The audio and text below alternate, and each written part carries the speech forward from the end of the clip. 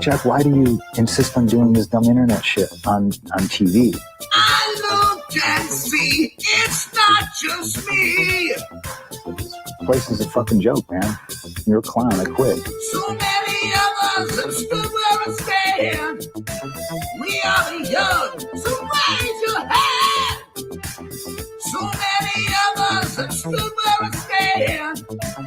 We are the young, so raise your hand. We call this problem child. We spend our lives on trial. We walk an endless mile. We are the youth gone wild. We stand and we won't fall. We're one and one for all. The writing's on the wall. We are the youth gone wild. No. It doesn't make logical sense, but it makes. Well, yes, of course. But it makes wrestling booking sense. Of course, this makes no sense. Of course, okay, it makes no sense. However, in pro wrestling booking, which often makes no sense, you would do that. It's about making money. It's not about anything else. Wrestling's always been about making money first and foremost. That's it. Yes, I look and see, it's not just me. Last weekend was the greatest weekend in AEW history. This is the greatest week. I look and see, it's not just me. Security, my safety, my life was in danger at a wrestling show. So many of us have stood where we stand. We are the young, so raise your hand. So many of us have stood where we stand. We are the young, so raise your hand. We call this problem child. We spend our lives on trial. We walk an endless mile. We are the youth gone wild. We stand and we won't fall. We're one and one for all. The writing's on the wall. We are the youth gone wild. We call this problem child. We spend our lives on trial. We walk an endless mile. We are the youth gone wild. We stand and we won't fall. We're one and one for all. The writing's on the wall. We are the youth gone wild. Get wild! Yeah! If you're familiar with how we do things often here on these Wednesdays, it's a lot like one of my favorite movies, Time Cop. What? Fuck you. Fuck you. Yeah! Yeah! Apparently, Maeda would go all over the world, and he would challenge people in circuses. That's where you fought. Dude, he was having MMA fights all over the world. He was famous. This is what Jean-Jacques told me. I think Kano was his master. Apparently, something like they didn't want him to take these fights in these circuses and stuff anymore. So he took a fight in Mexico, and he wore a mask so he wouldn't get busted. And he was the one who started the mask wearing in pro wrestling. Maeda started it. What they call it? That's what Jean-Jacques told me. Libre. What do we got? Super Day, Pro Wrestle Clips. Tony Khan has Camille and Megan Baines sitting at home being paid since 2023 for nothing. Come on now. It's not going to be the pod calling some kettle black on that one. Truth is the truth. Vacker was more over than Monet. Yes. I'm sorry. I'm reading slow. Vacker was more over than Monet and is going to the big times. Absolutely. And I said that. I think I covered that show. In fact, I know we did. And I pointed out, I'm going to go back and listen to my own comments. But I did make a mental note, and I think I did point out that I thought she looked really good because I had never seen her before. And now that you pointed out, I don't want to say she looked better than Mercedes, but I think the expectation was a little higher for Mercedes, obviously. And perhaps Stephanie exceeded hers, and perhaps Mercedes didn't. That's my take on it.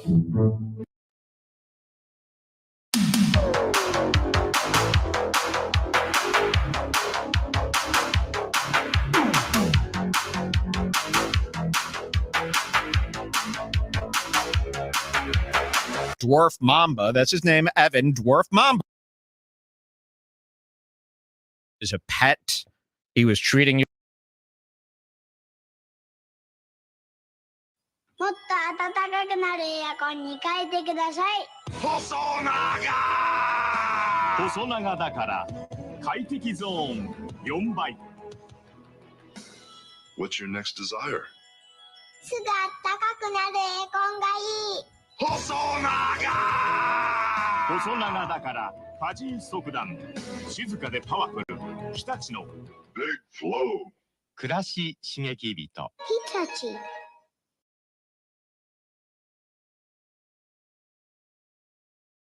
Well, folks, it's been a night to remember, but right now we are out of time. I'm Nick Diamond. I'm Stone Cold Steve Austin. And I'm Johnny Gomez. On behalf of all of us here at Celebrity Deathmatch, good fight, good night.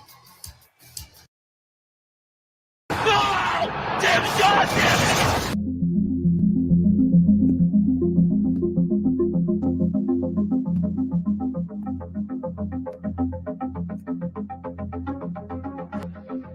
Ladies and gentlemen, shit's about to hit the fan. The system is broken. It was time for a revolution. We could be the wrestlers that we want to be. We have our own stories. We make our own characters. Different. That's what makes us elite. I've been forced to vacate the AEW World Trios Championship.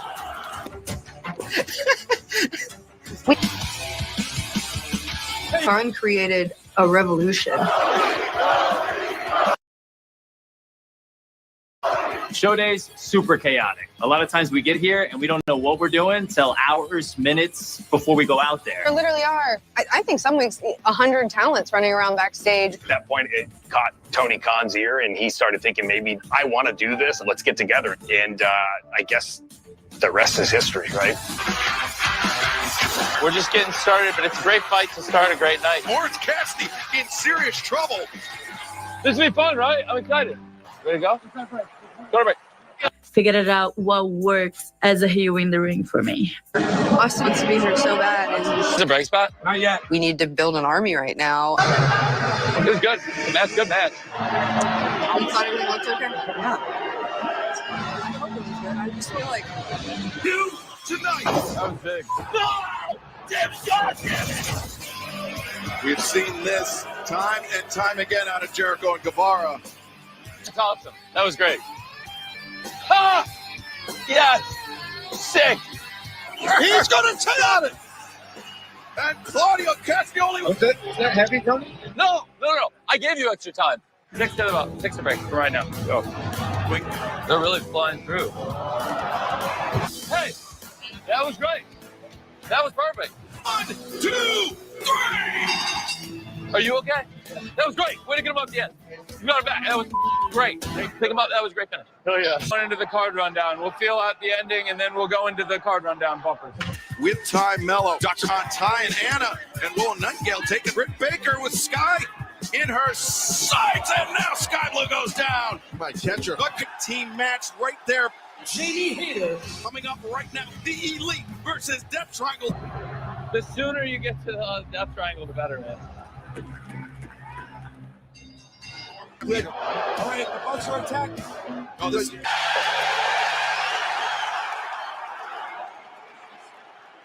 We're good. We got a minute or so. We want to get him going. Get him off this. Moxley charging right back at Hangman. Now, I like this. I don't think I've ever seen him hit with an elbow like that. Oh, modern day pro wrestling.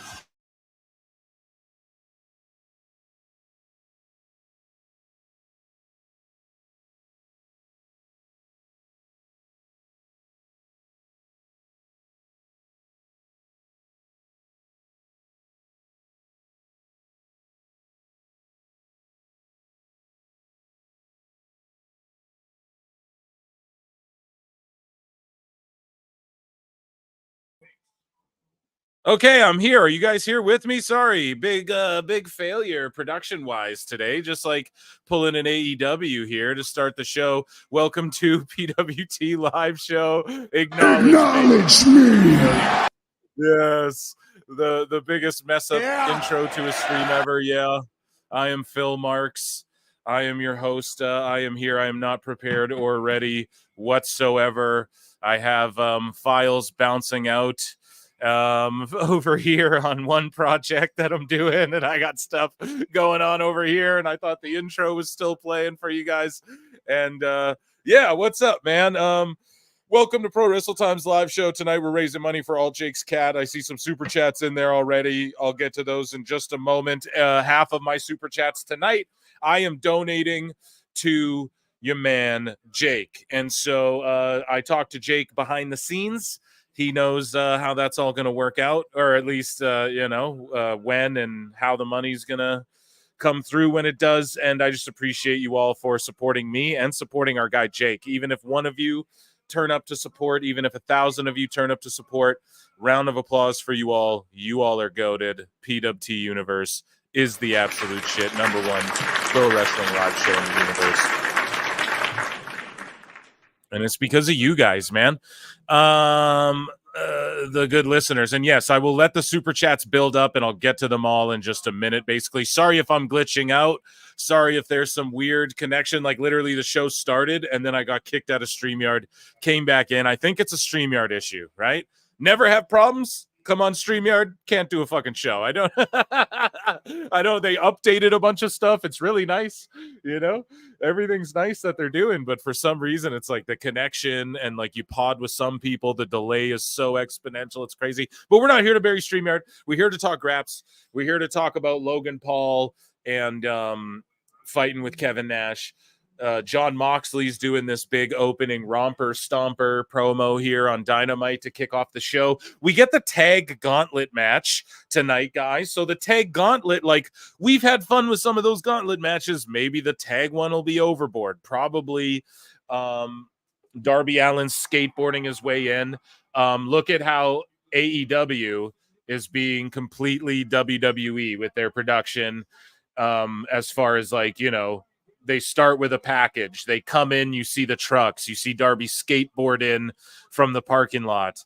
They're making an effort to make it more sports entertainment based. Good. Too little too late, though, I think, at this point. So, yay for Jake. We have Andre Adams with $2 saying how garbage was All Out. It was absolutely garbage overall. We have Tony Schiavone in the ring, and he's bringing Christian Cage out. And I'm going to try something new because I got to do maths on the Snooper Duper chat, so I'm going to keep them all bundled up. So if I won't overlook any, but if I'm like, if I don't see one right away or something, guys, I'm sorry, because instead of clearing them, I'm going to let them pile up so I can, so Jay can see what's up and we can toast it. But thank you so much, guys. We surpassed 4,400 subscribers on Pro Wrestle Clips, and we surpassed 1,200 on Pro Wrestle Times. And I just want to thank you all so much. It means the world to me. Channel's just steady growth and steadily growing bigger, each month, there's never been a decline for PWT since day one. So, which is, I honest to God thought a year and a half in, there'd be 10 of you guys even listening to the show, let alone to, we reach hundreds, like every live show, and thousands in total. We've had shows that you guys don't know this too. Like there might be 200, 300 people in the chat, and throughout the night, that's like afterwards, it reached over 3,000 unique people though during that broadcast, so like we're doing crazy for a year and a half, man. And that's all you guys, and we can come together, do great things for the universe like we're doing tonight, like with these super chats I'm going to get to. I just had to shout out the channels, plug them, and I had to show you guys out for showing up. Let's get to 4,500. Let's get to 1,500. Appreciate you guys. But yeah, how garbage was All Out. It was good garbage. And Alt Jake might pop in, guys. He might not, but he's invited tonight. He might pop in, plug his GoFundMe, all that stuff. Christian Cage is talking about Aura in the ring, and yeah, so we're gonna see what happens here. Shaggy Filth for $50. Shaggy Filth 73 says, make the super chats purr tonight. Yeah. Let's go. That's what I want to see, man. You guys show up right away. We're gonna make them purr. I can make the hands clap. We should add special music. We should add something that Jake would approve of. Hey, we'll just play the theme basically. Hey. I I won't kill you guys with Jericho tonight. Don't worry. You guys, you deserve a night off. $5. Denisha Lane says, Jake, you the best, buddy. Let's show him love tonight. Let's go. What's up, D2? It's good to see you. It's good to see you. Thank you so much for the $5. George Capture slides through. What do you call a cat that loves bowling? An alley cat. Let's go with the dad jokes. Let's go with the dad cat jokes. Amazing. $20. Look, all Jake, we're doing the damn thing. You know what I mean? We're doing it. So here we go. What a great one. George, I hope you're doing well as well, my guy. And man, it's good to see you here. And thanks for contributing, man. I know your boy Jake appreciates that a whole hell of a lot. And that's a good dad joke, man. I never get mad at a dad joke. Pete in Texas, here's $5. I trust you, Jake. Don't eat the cat. Just kidding. Yeah, they're eating cats and dogs. You guys know we're not getting into it, but come on. Is that not hilarious, dude? That's the timeline we're in, 24. They're eating cats. They're eating dogs. And quite frankly, I mean, I've tried dog, you know? Like, gee, it's crazy, man. Crazy world out there. But, yo, thank you so much. And, Jake, yes, his GoFundMe was legit. He's a legit dude. And, yeah, you know what I mean? The kitty's going to be taken care of, so don't worry, you know? But this guy's got taken up extra jobs, you know? So we're going to help a brother out here. Like, LC Killer 17, I'm done with AEW. I'm not watching it for $2. Fair enough. LC Killer, good to see you. Thanks for tagging me and stuff as well on X. Appreciate that. And Christian's out here cooking. I'm kind of babbling over it, but he's saying, like, I'm the face of TBS now and forever. They clearly have a WBD deal, guys. They're going to Dynamite staying on WBD no matter what. We're going to talk about the Fox rumors and all that. El Huapo Diablo for $20 says all the best to Jake and his kitty. Absolutely. Abso-fucking-lutely. Thank you. We appreciate that so much. And it's good to see you here, El Huapo Diablo. You're in every live show. Christian finished his promo. He's going to get a shot at the title. Crowd is dead. Crowd is coal on Christmas, okay? And yeah, thank you. We're gonna get Kitty. Kip Sabian's in the crowd looking like a fan. No, he's running off. Who knows?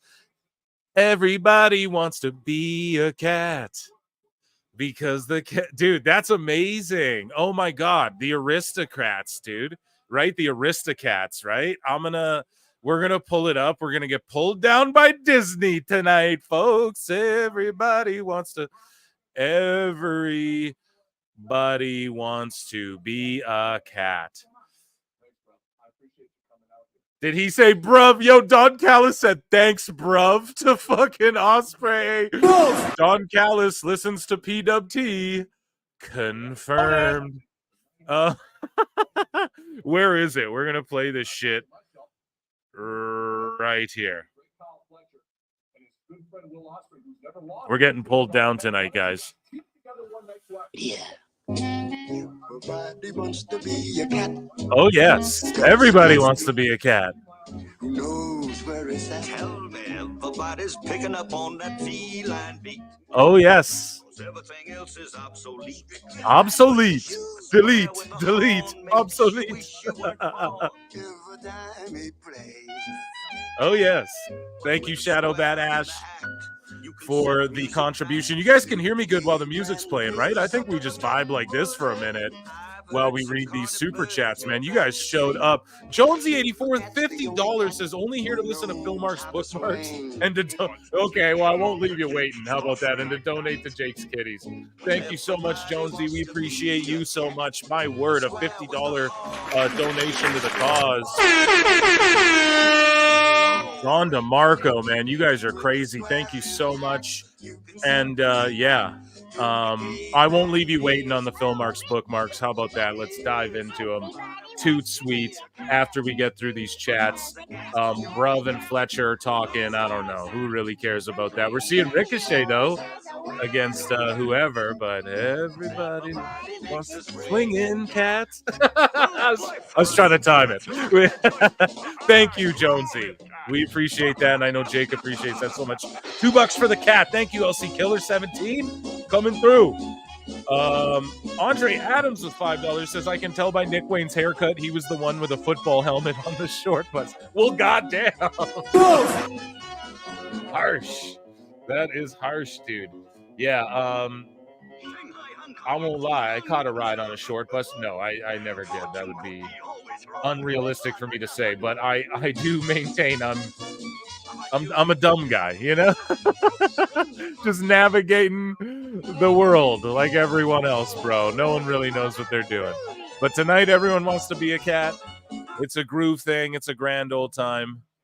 And Jungle Book, or whatever his name is, just showed up. Oh, it's the bare necessities. That's what we'll play next. Shout out Disney. Sorry, we're raising money for a cat, so you want to fucking be dicks and pull me down, go ahead. But we're gonna shout you out, guys. Love you guys. Okay, so we're gonna leave those all in there. I'm gonna tally that up later. If someone's like, oh, you didn't read my super chat, I apologize. Just like say it in the chat. I'll try and keep an eye on it as best I can as I go through this stuff. And weighing it at 190 pounds, man. I weighed that when I was like 14, dude. Jack Perry is... Oh, Lord. Okay, so yeah, round of applause to the PWT universe coming through for this Jake.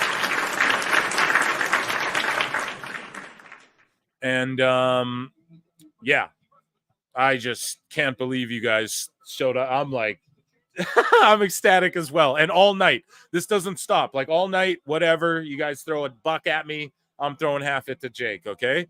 Wow, we did tremendous already. So Perry Pack's out here. I'm gonna crack a Red Bull and a soda water, and let's get into some bookmarks.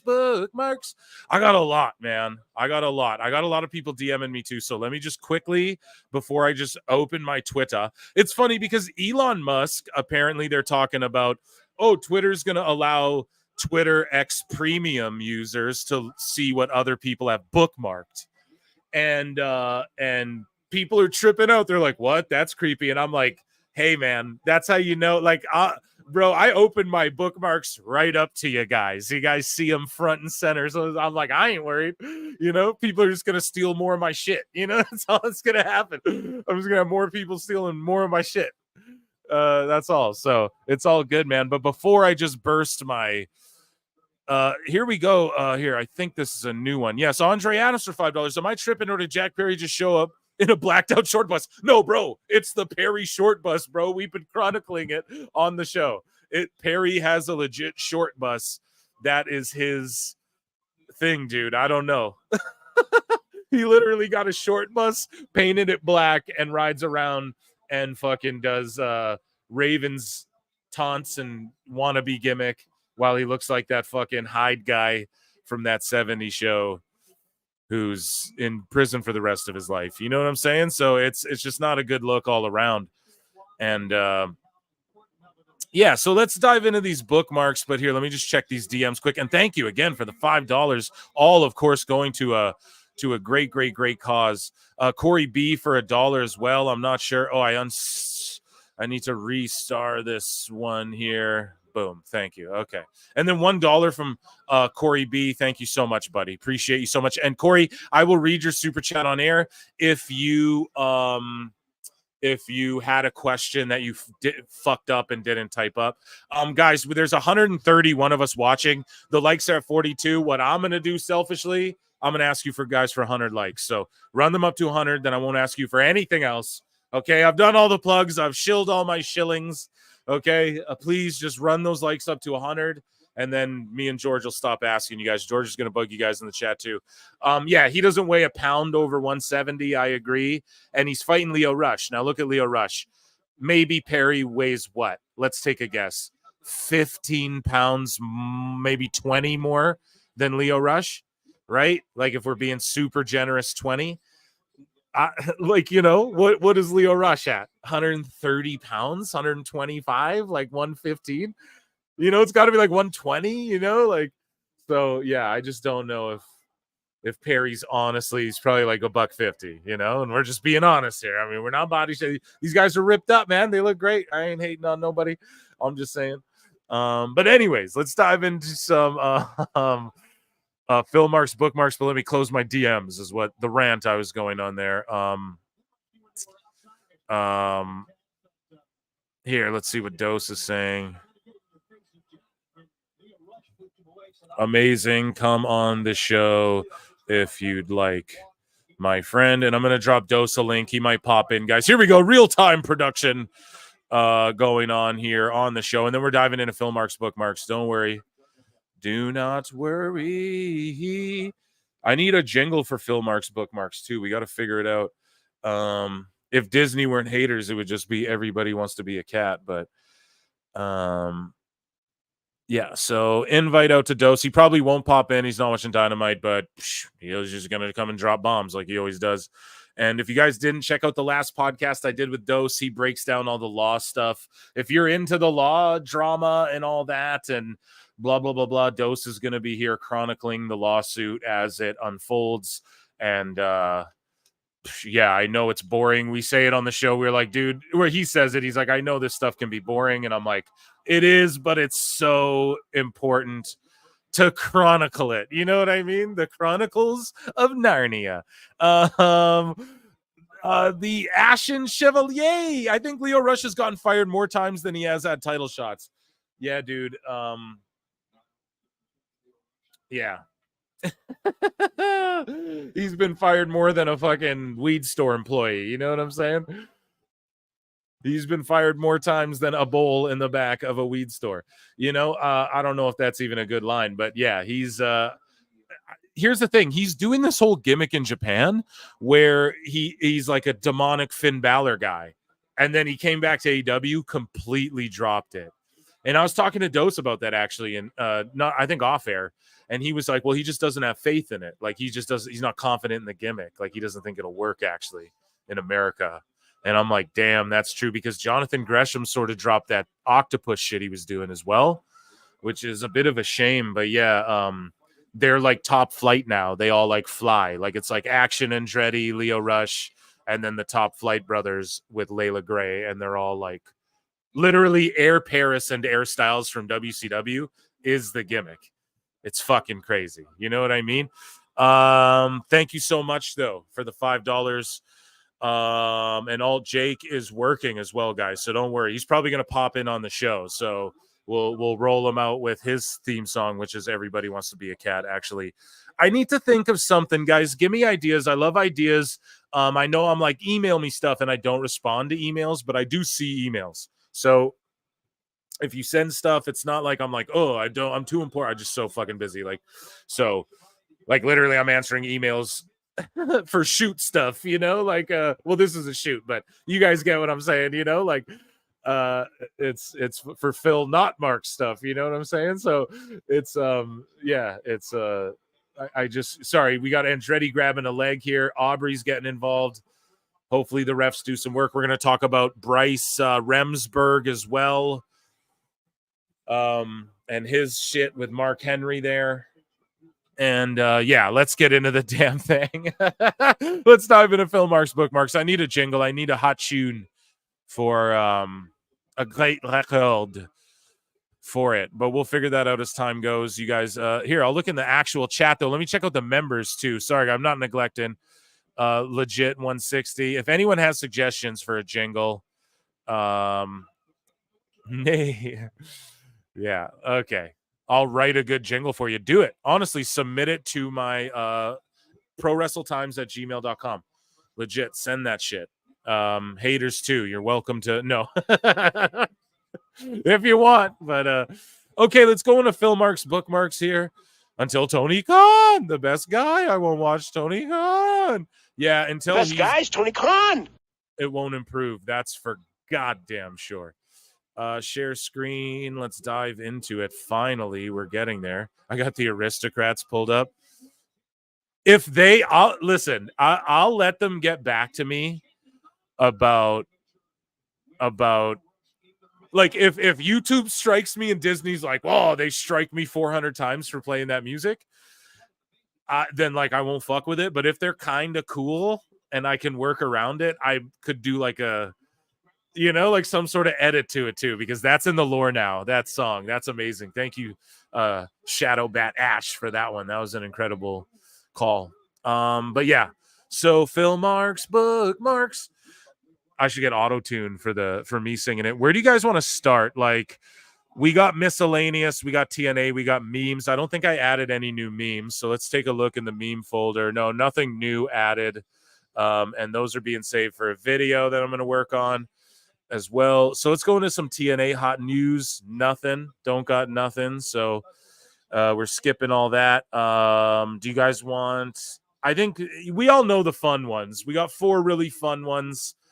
I think we can start with the WWE hot news because we didn't get into it last time as much, and it's piling up a little bit. So let's scroll all the way down, and sugar, we're going down swinging. So you guys just love my singing, don't you? I just come on this and do karaoke. That's what PWT live show has become. I gotta hydrate. Then we're gonna get right into this. Leo Rush and Jack Perry still going at it.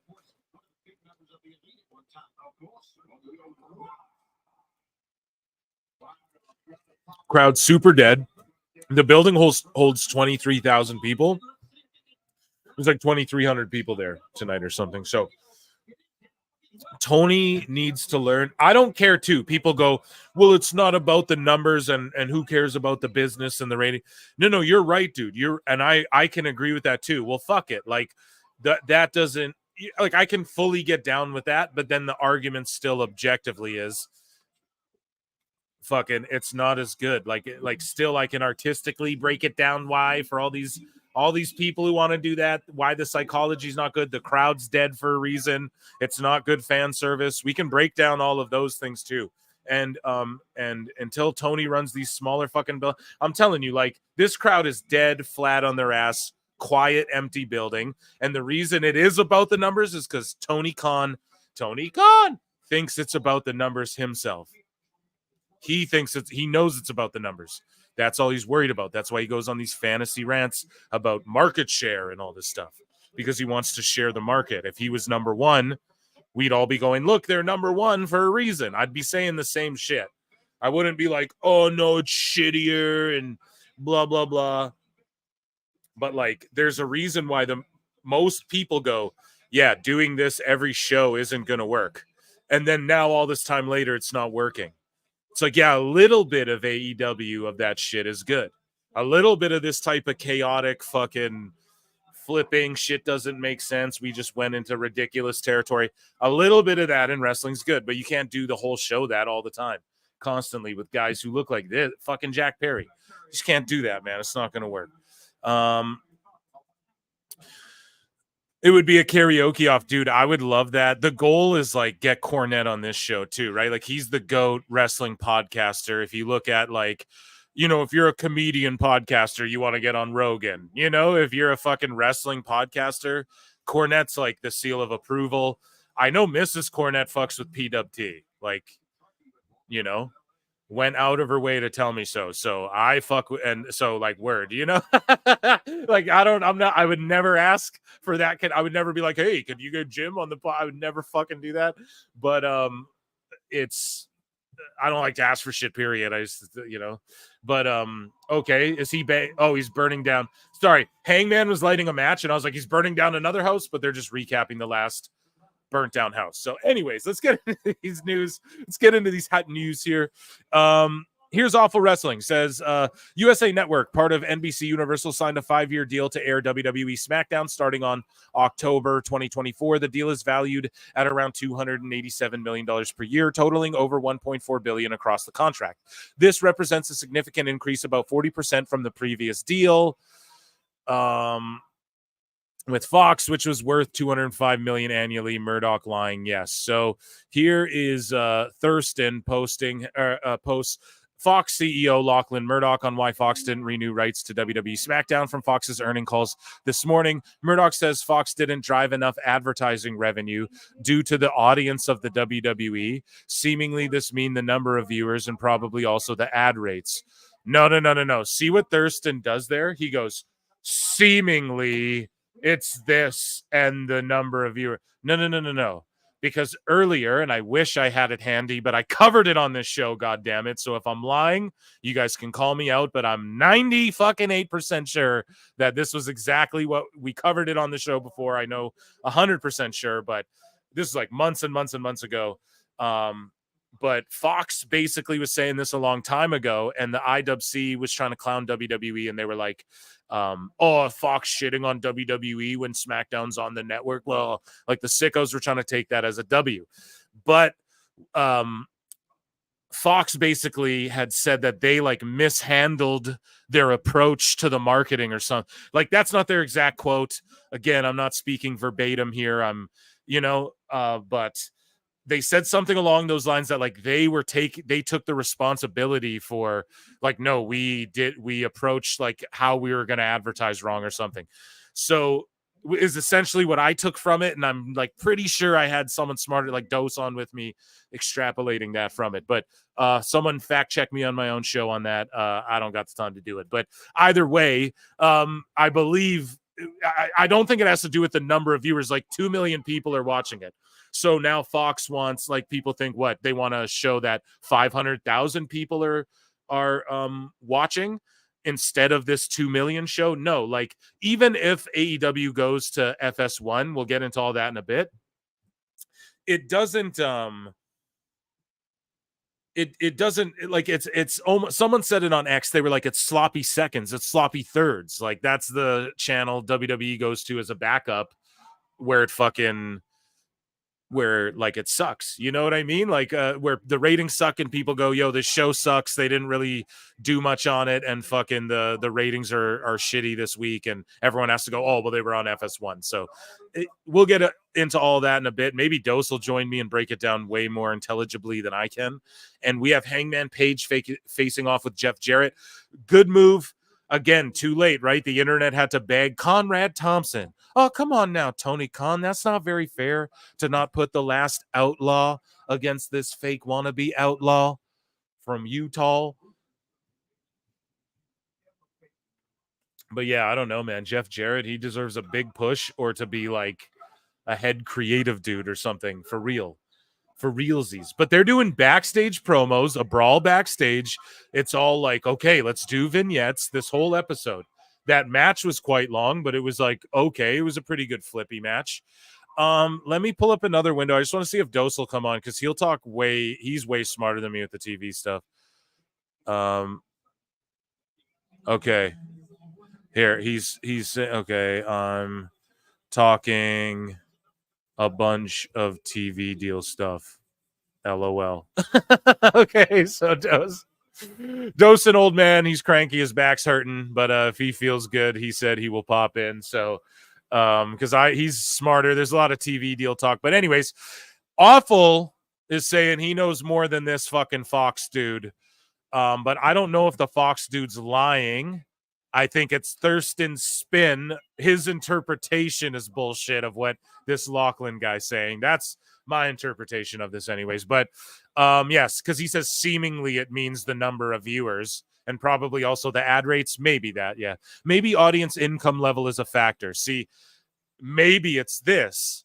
The income thing. Oh, people who watch WWE are poor and broke and stupid and low IQ. That's why I say that shit on X. People think that I'm trying to be like I'm trying to actually, like, if you guys see me on X arguing with a Mark and I'm like, you're just too low IQ to understand, like, that's what I'm doing. It's like the fake news, right? Like, I just stole this shit, these terms they like to, the low, like when Meltzer threw that out there, like WWE fans are low IQ. It's like, man, if that's the game we're going to play, I can't get down with this anymore. Like, you know, those are the things that really drove me away from you know, they have Commander doing Lucha House Party. Like, they have Commander out here dancing with Private Party, doing like a dance, like, yeah, we're gonna dance and then get attacked by the Blackpool Combat Club, and we have fucking Marina Shafir choking out Commander. Holy shit. Commander who takes dudes to the limit. A girl's choking him out. Now, say what you will, I'm not a hater. Like, I'm like, yeah, Rhea Ripley can slam Dom, but at what point do we establish Commander is just a jobber getting choked out by a girl, you guys. What the fuck is going on? Whoa, dude. Guys, they're choked, and like, I'm not, this ain't sexist shit. You guys know, like, I ain't even worried about any of that. I'm not mad if Rhea wants to pin fucking, I've argued to Chris about it. Nah, dude, like, girls, they, you know, WWE does some intergender shit, some degree, whatever. How, like, why is all of a sudden Commander just a random jobber? Like in Ring of Honor, he's taking that Black Taurus guy to the fucking limit. 20-30 minute match, it feels like, of flips. And then here, dude, he's just a jobber getting choked out by Marina Shafir, dude. Crazy. Yo, AEW's wilding. You right what? now. Yo, like, there's clearly, dude, if I was Commander, I'd be like, whoa. Is that Commander? Am I saying the wrong dude? Chat, let me know. That ain't Serpentico, is it? It's not him, obviously. That's Commander, bro. They just choked him out. Like, this guy that Tony Khan's like, oh, he's great. And Meltzer's talking about him too. Like, oh, he's like a jobber. Meanwhile, he's like taking Taurus to the limit and getting win. Like, you know what I mean? He comes on TV. Jay White's debut match is against Commander. Commander wrestles him for 17 minutes, takes him to the limit. And Meltzer's going, this guy's a jobber, and they just get him choked out by a chick, dude. Bro. This shit might be irreparable. You know what I mean? Like, this company, bro, like, those are the things that make me go, whoa. Like, for real. You know?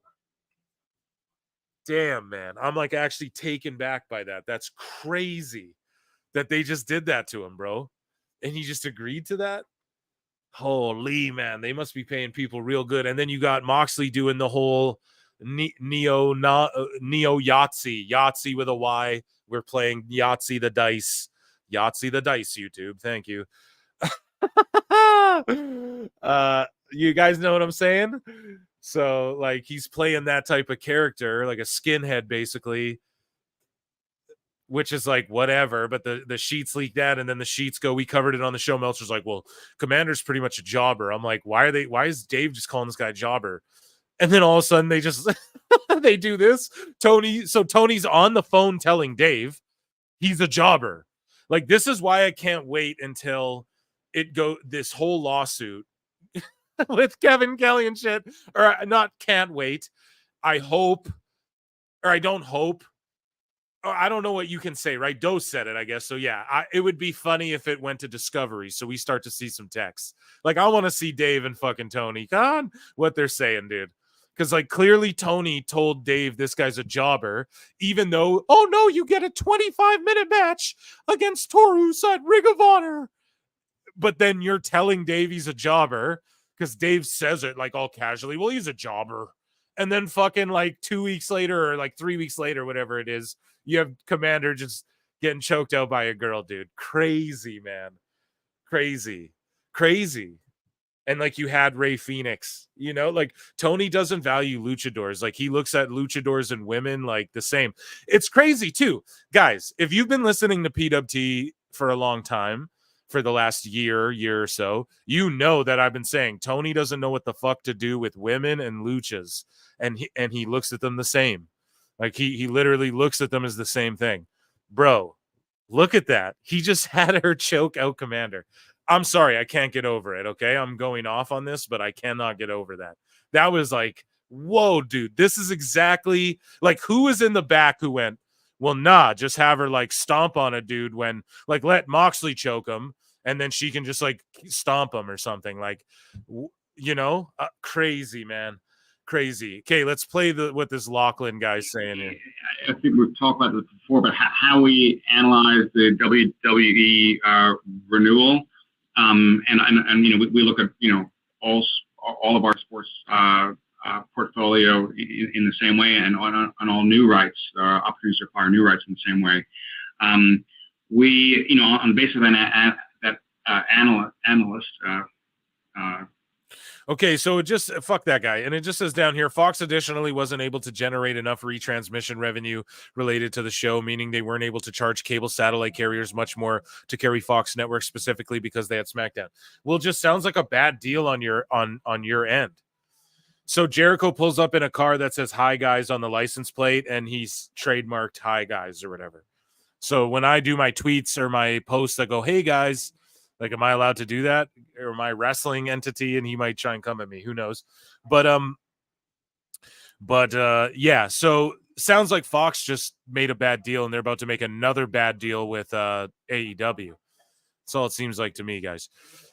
Make sure you're hitting that like, guys. 160, 170 of you in here, and the likes are at 60. You son of a bitches. 100 of you hit that like. Please and thank you. It's the free way to support Jake's kitty. Speaking of Jake,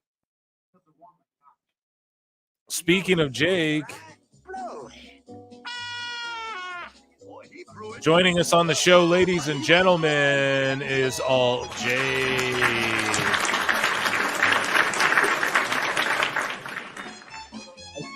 All Jake, what's up, buddy? Not much. Can you guys hear me? Are we good? Yes, I can hear you really well, dude. How you doing? Sweet. I'm doing great. I'm still in shock that you guys are going all out for me and my my 17-year-old cat that I've had since she was a week old. I don't know if you guys saw the pictures, but literally I've had her since I could fit her in the palm of my hand. So she means the world to me. So thank you guys so much for this. I just in shock. Yeah, no doubt, man. And yeah, going through some stuff there.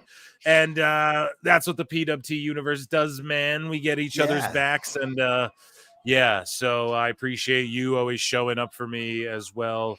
And just being a good, you know, you got the wrench. You're in there moderating the fucking chat and everything. And I just appreciate you as well. And yeah, it's the least I could do, bruv. So yeah. Man, it's more than the least, and you're doing so much. I appreciate it. And man, I've been a big fan of your show for I can't even remember when I found you. I feel like it was like in the first 20 or 30 episodes or less, man. I've been a part of it for a while. I've went back and listened to a bunch of them. Yeah, it was back in the day when like I noticed you like just around in the comments, all that. Like back in the day, I used to answer every comment under every YouTube video. I can't possibly keep up with it anymore, but I'm pretty sure. Yeah, I don't know if you were back then even, but yeah, you've been around for a long time. So, and if you're new or old to the channel, I love you the same. But yes, that's what we do. We support each other here. What were you going to say there, All Jake? No, I was just going to say that interaction was one of my favorite things about it was that because I always just want to help. Like if I hear somebody say something where I'm like, because I've got a weird memory. I remember too much crap. Like it's one of my downfalls. I feel like sometimes I remember too much. So when I saw something that I could kind of help with, and you were always receptive to that, and that stood out to me because a lot of people on YouTube or podcasts, and you try to help, and they kind of pull a Tony Khan and just yell at you and go, "Well, get off my page if you don't like it." I'm like, I didn't say I didn't like it. I was The best trying to guys, help, Tony bro. Khan. So, Yeah, dude, 100%, man. No, you got to take the like with criticism as well and stuff like that. You know what I mean? Like, be it absolutely. yeah, with just like that was the other thing too early on, like in the comments, like I welcome, even if you don't like my shit, I'm down to constructively criticize anything. Or even if you're a hater, I try to convert haters too. That's like a big thing that I like to do, you know, because a lot of these, a lot of times that people are taking to the energy to hate, you know, that takes more energy than to just chill. You know what I mean? So it's like you care about it, you know? A lot of people say like, "Oh, Phil, you're just a fucking AEW hater." And it's like, maybe, but you know, now you're just a truth teller. You know, dude, we hate the things we love. We roast the things we love. We roast the ones we love. That's what I say. So, yeah, and I've always thought of it as you were always just trying to give your opinion on it. You know, and if it was good, it was good, and if it was crap, it was crap. Yeah, bro, that's what it's always going to be here. Jonesy84 throws another $20 down and says, "Oh my God, here's more money since Jake made an appearance to talk about his kitty and also to keep Jericho off the show tonight." Oh shit. Yo, Jonesy, I will not play Jericho singing solo But at the end of the show, you got to get some Jericho. So I'm sorry, you're gonna have to dip out before he. But yeah, I won't troll you with the Jericho's not here tonight, ladies and gentlemen. He is in fact on Dynamite. He was just on the screen, and we have Guevara and Ricochet doing a flippy back and forth match. They both stalled with the super kicks, and they're both trading backflips and shit. And so the whole thing is like when Ospreay and Ricochet do this, people are gonna go meh. And Sammy got no reaction when he made his entrance. Ricochet barely got a reaction. And it's incredibly unfortunate, that this is the situation, that they're in this big building with absolutely no one in it. Are you keeping up with Dynamite tonight, Jake? I am right now. I put it on so I didn't want the stream to like get messed up with it, and I just put it on to see. And I haven't watched Dynamite on my TV in a while. I've usually been seeing clips, and that is dark where the crowd is. Dude, it is dark in there, man. It looks rough, dude. And here's Ricochet's doing his shit. So we're gonna see what he does. Like, I'm giving this match a fair shake. And thank you. Here we go. Big dive. Spaceman Plancha. Jonesy, thank you so much for the super chat. I'm gonna give you a Tony Khan as well. And no Jericho. Okay, there. Here we go. Jake, what do you think about Fox? You think they're going to pick up AEW after they just got rid of WWE? Or they didn't get rid of WWE. WWE got rid of that. But do you think they're going to want to pick up AEW or what? I mean, if they did, there's no way it would be on broadcast Fox. Not with what they black out like middle fingers and like fan signs on regular Fox. It would be FS1 maybe, or like, is there FX or FXXX? Like, don't they have like 17 channels? There's no way. There's no way. Yeah, dude. And then the sickos looking at it as a win is just hilarious. Like, I forget what I saw one of them saying, like, Fox dumping WWE and picking up AEW is just so rich. Like, that's not what's happening. WWE's dumping them, and fucking AEW will be lucky to get a show picked up by them. Like, that would be a blessing for them. You know what I mean? Yeah, absolutely. And there's just really... there's no chance of it being. I would even think it would get a primetime airing at all, even if it was on a cable network. It would probably be like FXX at 11 p.m. on a Saturday when nobody's watching. Oh, dude, and when Saturday night main event goes against Collision too, like those are gonna be like, we could see Collision go under 100K, like with the way they're moving, Yeah, no, yeah.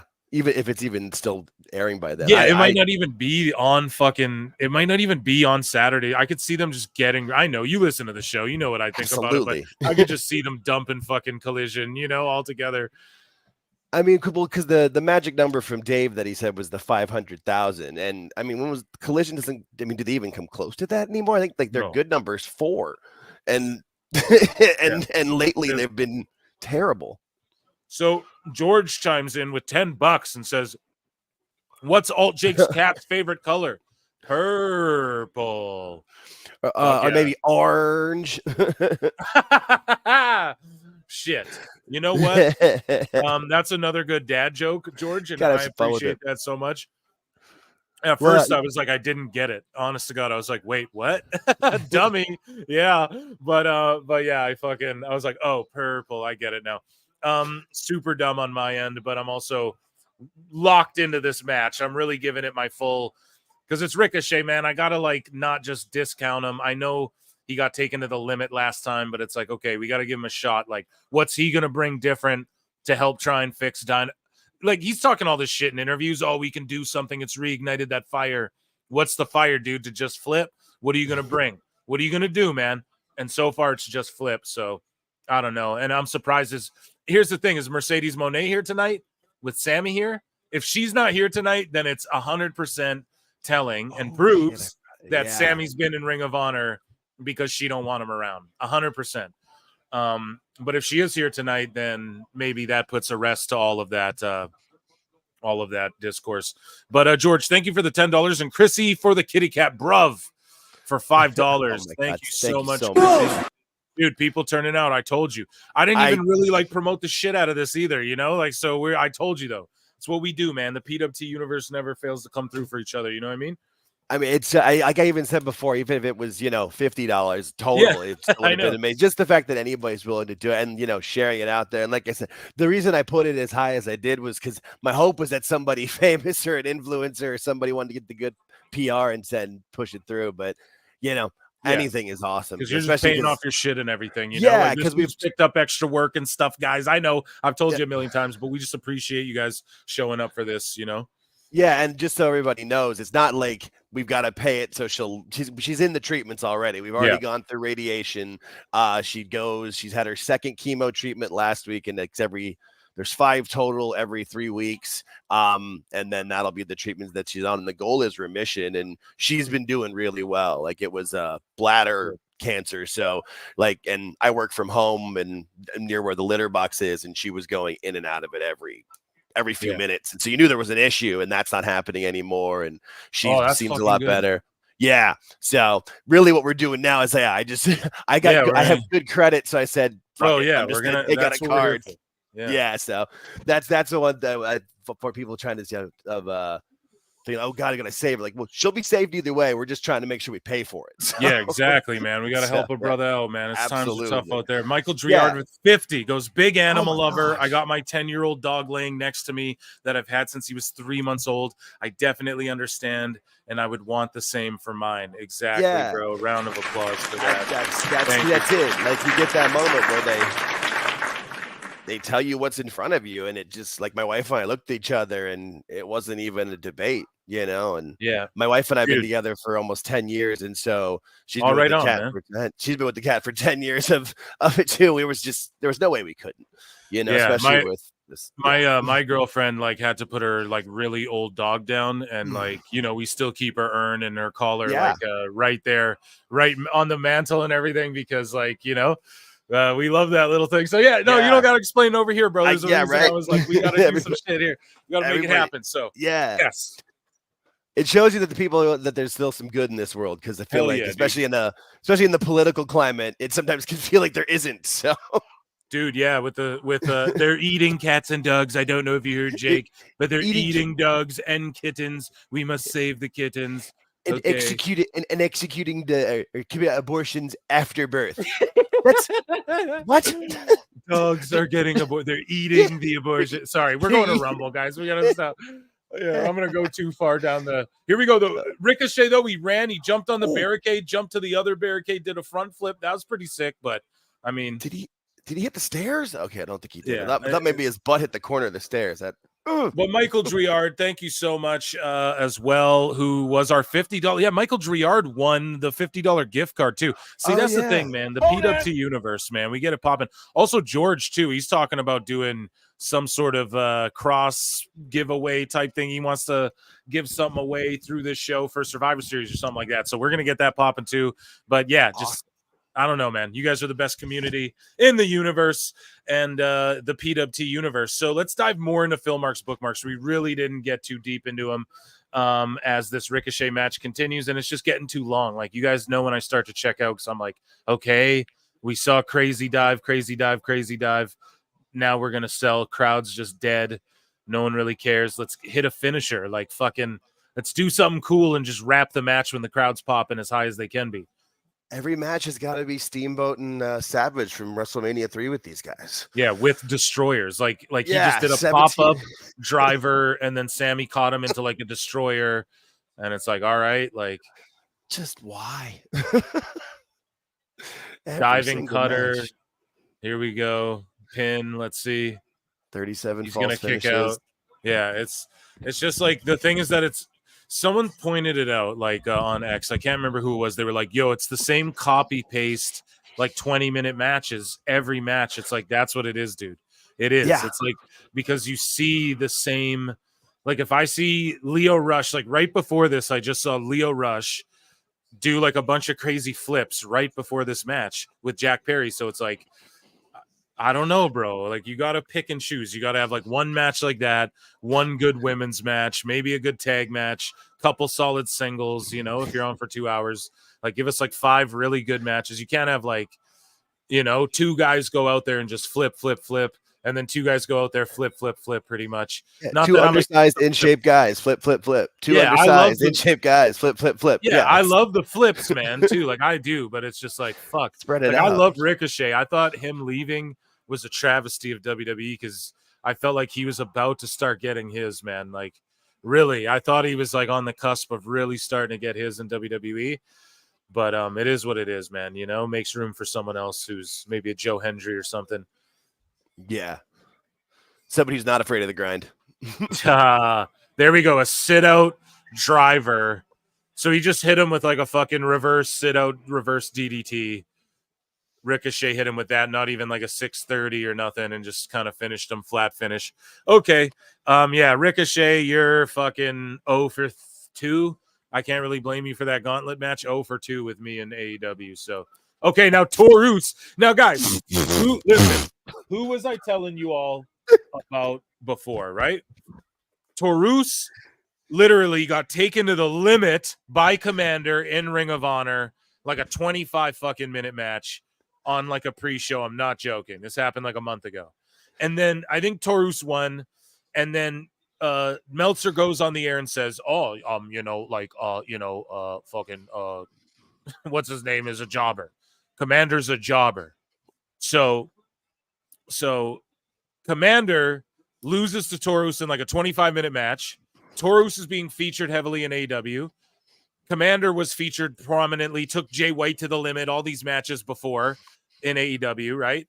And then all of a sudden you have Taurus here, attacks fucking Ricochet, but we just saw Commander get choked out by Marina Shafir, and Meltzer's calling him a jobber. Are you guys following like what I'm saying? Why these guys get buried and no one's excelling here and no one's being built up?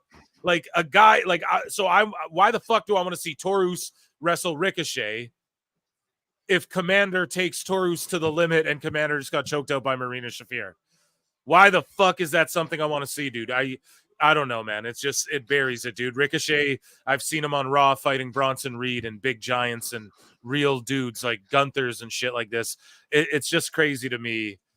I don't know, man. It's fucking nuts. This is why people are buried. No one gets over. You can't get over if Commander takes you to the limit and then he's just get it. And you know what I mean? It's nuts, dude. It's nuts. What was it 2 months ago? He was getting speared in almost a program with a guy who's going to be a future WrestleMania main eventer, and he just got speared by a guy who looks like Mantar. Yeah, that's what I'm saying, man. It's so disappointing to me. And just the choices are crazy. The choices are like, whoa, you have how many guys on the roster that could have got choked out by Marina Shafir if you needed her to choke a dude out? Like, where's Serpentico? I said Serpentico. Where the fuck is he? Like, where's one of these guys that, because Commander, bro, no, we've seen him on your show, like, taking dudes to the limit, man. We've seen him in tag matches, like, featured. You put him over so much. And then what happened? You got hologram, you got a new toy, so now Commander just doesn't matter. It's crazy, man. I don't know what the fuck's going on. But with that in mind, we have some more WWE news. Kiana James has been pulled from WWE's active roster for reasons currently unknown. James has been shifted to the company's MISC section, and it turns out she's injured. She actually got a leg injury. So, of course, the sheets were... couldn't wait to fucking just be like, it's unknown why. But then after you just take 2 minutes to try and find out why, you discover that, oh, she just got hurt. So all they had to do was actually try and do their jobs, and then they would have known why. Jim Ross about being first than being right. Exactly, man. Jim Ross on the recent picture that leaked from before WWE Raw with talents together in the ring planning the show. Whoever did it should be fired, King. Somebody's a chicken shit. Quite frankly, give me attention. I took this picture. Nobody's going to know and all that. It's just unprofessional and has no place. By God, whoever did it should be fired. Simple as that. Shouldn't go to HR. Just look, you broke a rule that is important to maintain. That picture's very revealing. It tells multiple stories. And so in that respect, it's unique. You can see all the talents hanging out. Yeah, I get it. But Jim, you work in AEW, buddy. So, and I know you don't want to fucking... He's not going to bury the company he's in.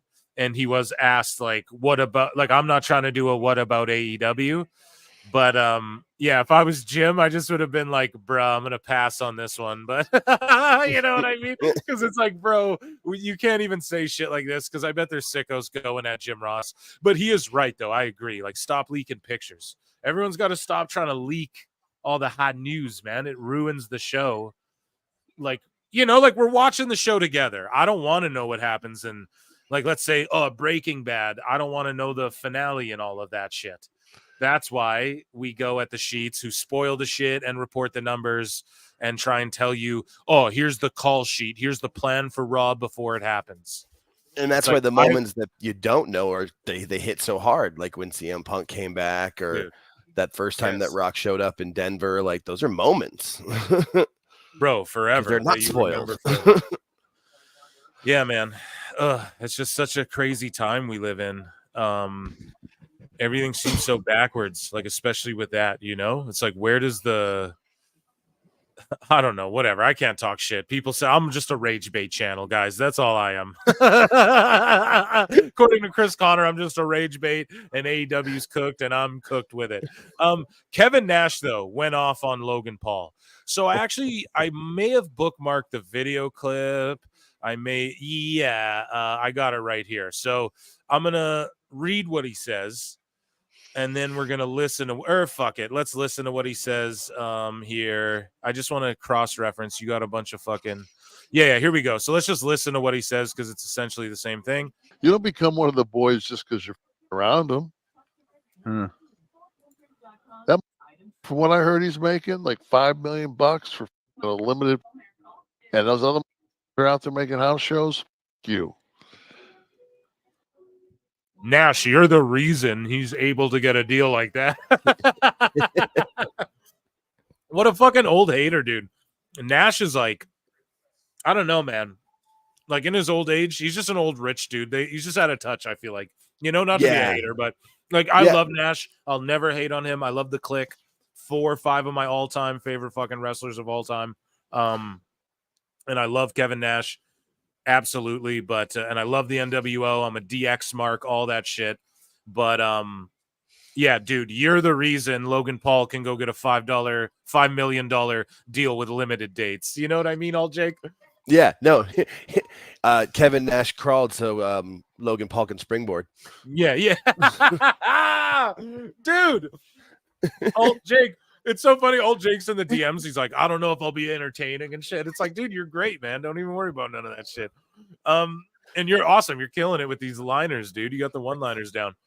But that's amazing. And absolutely.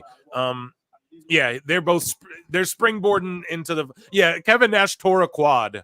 So Logan Paul could springboard and, you know. Yeah, so I don't know. Let's continue to listen to what he says. You. That's from the boys. You. That's from someone working the road schedule. I don't give a how many people are following you. All that means, man. The boys are happy though because they're all getting more money, right?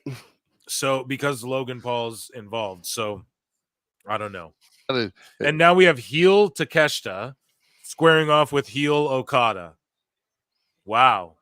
You know, like AEW doesn't know what the fuck they're doing.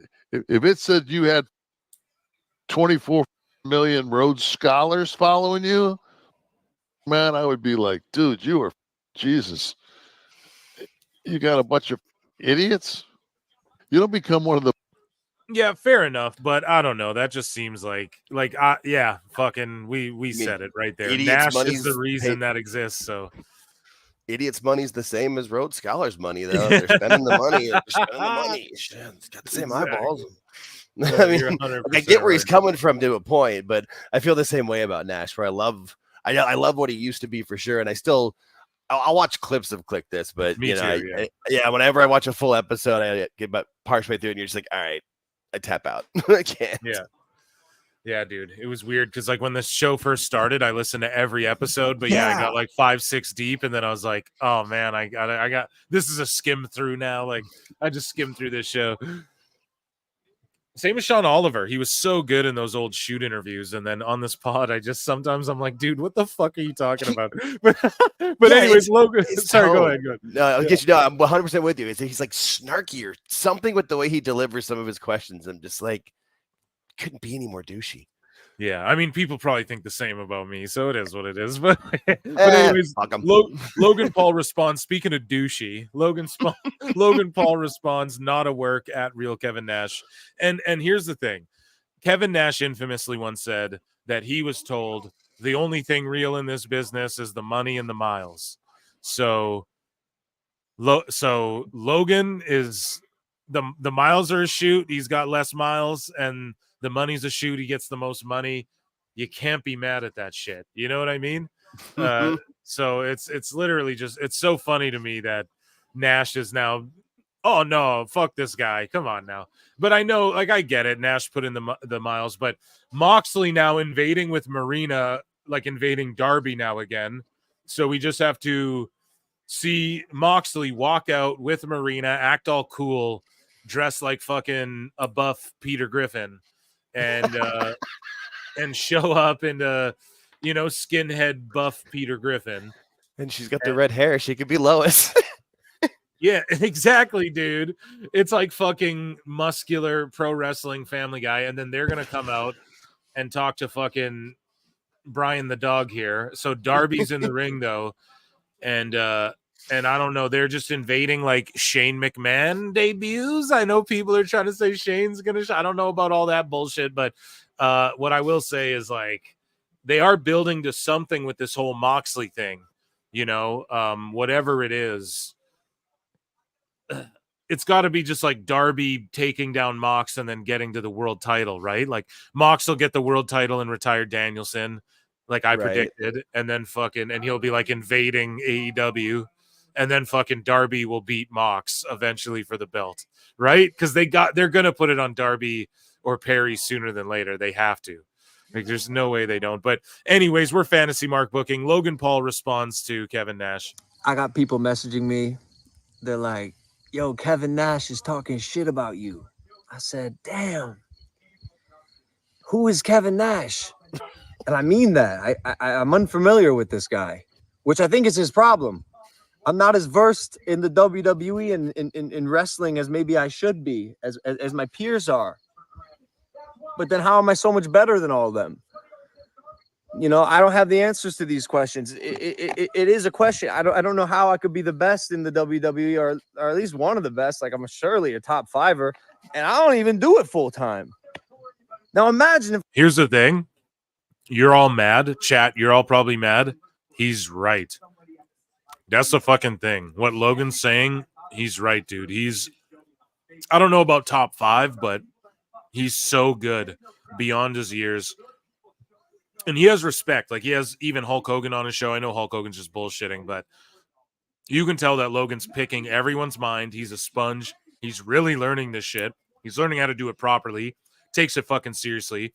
Something in him, he just understands how to do pro wrestling. There's some people who they don't have to be the biggest marks. They just, because they do. Those who can't do, teach.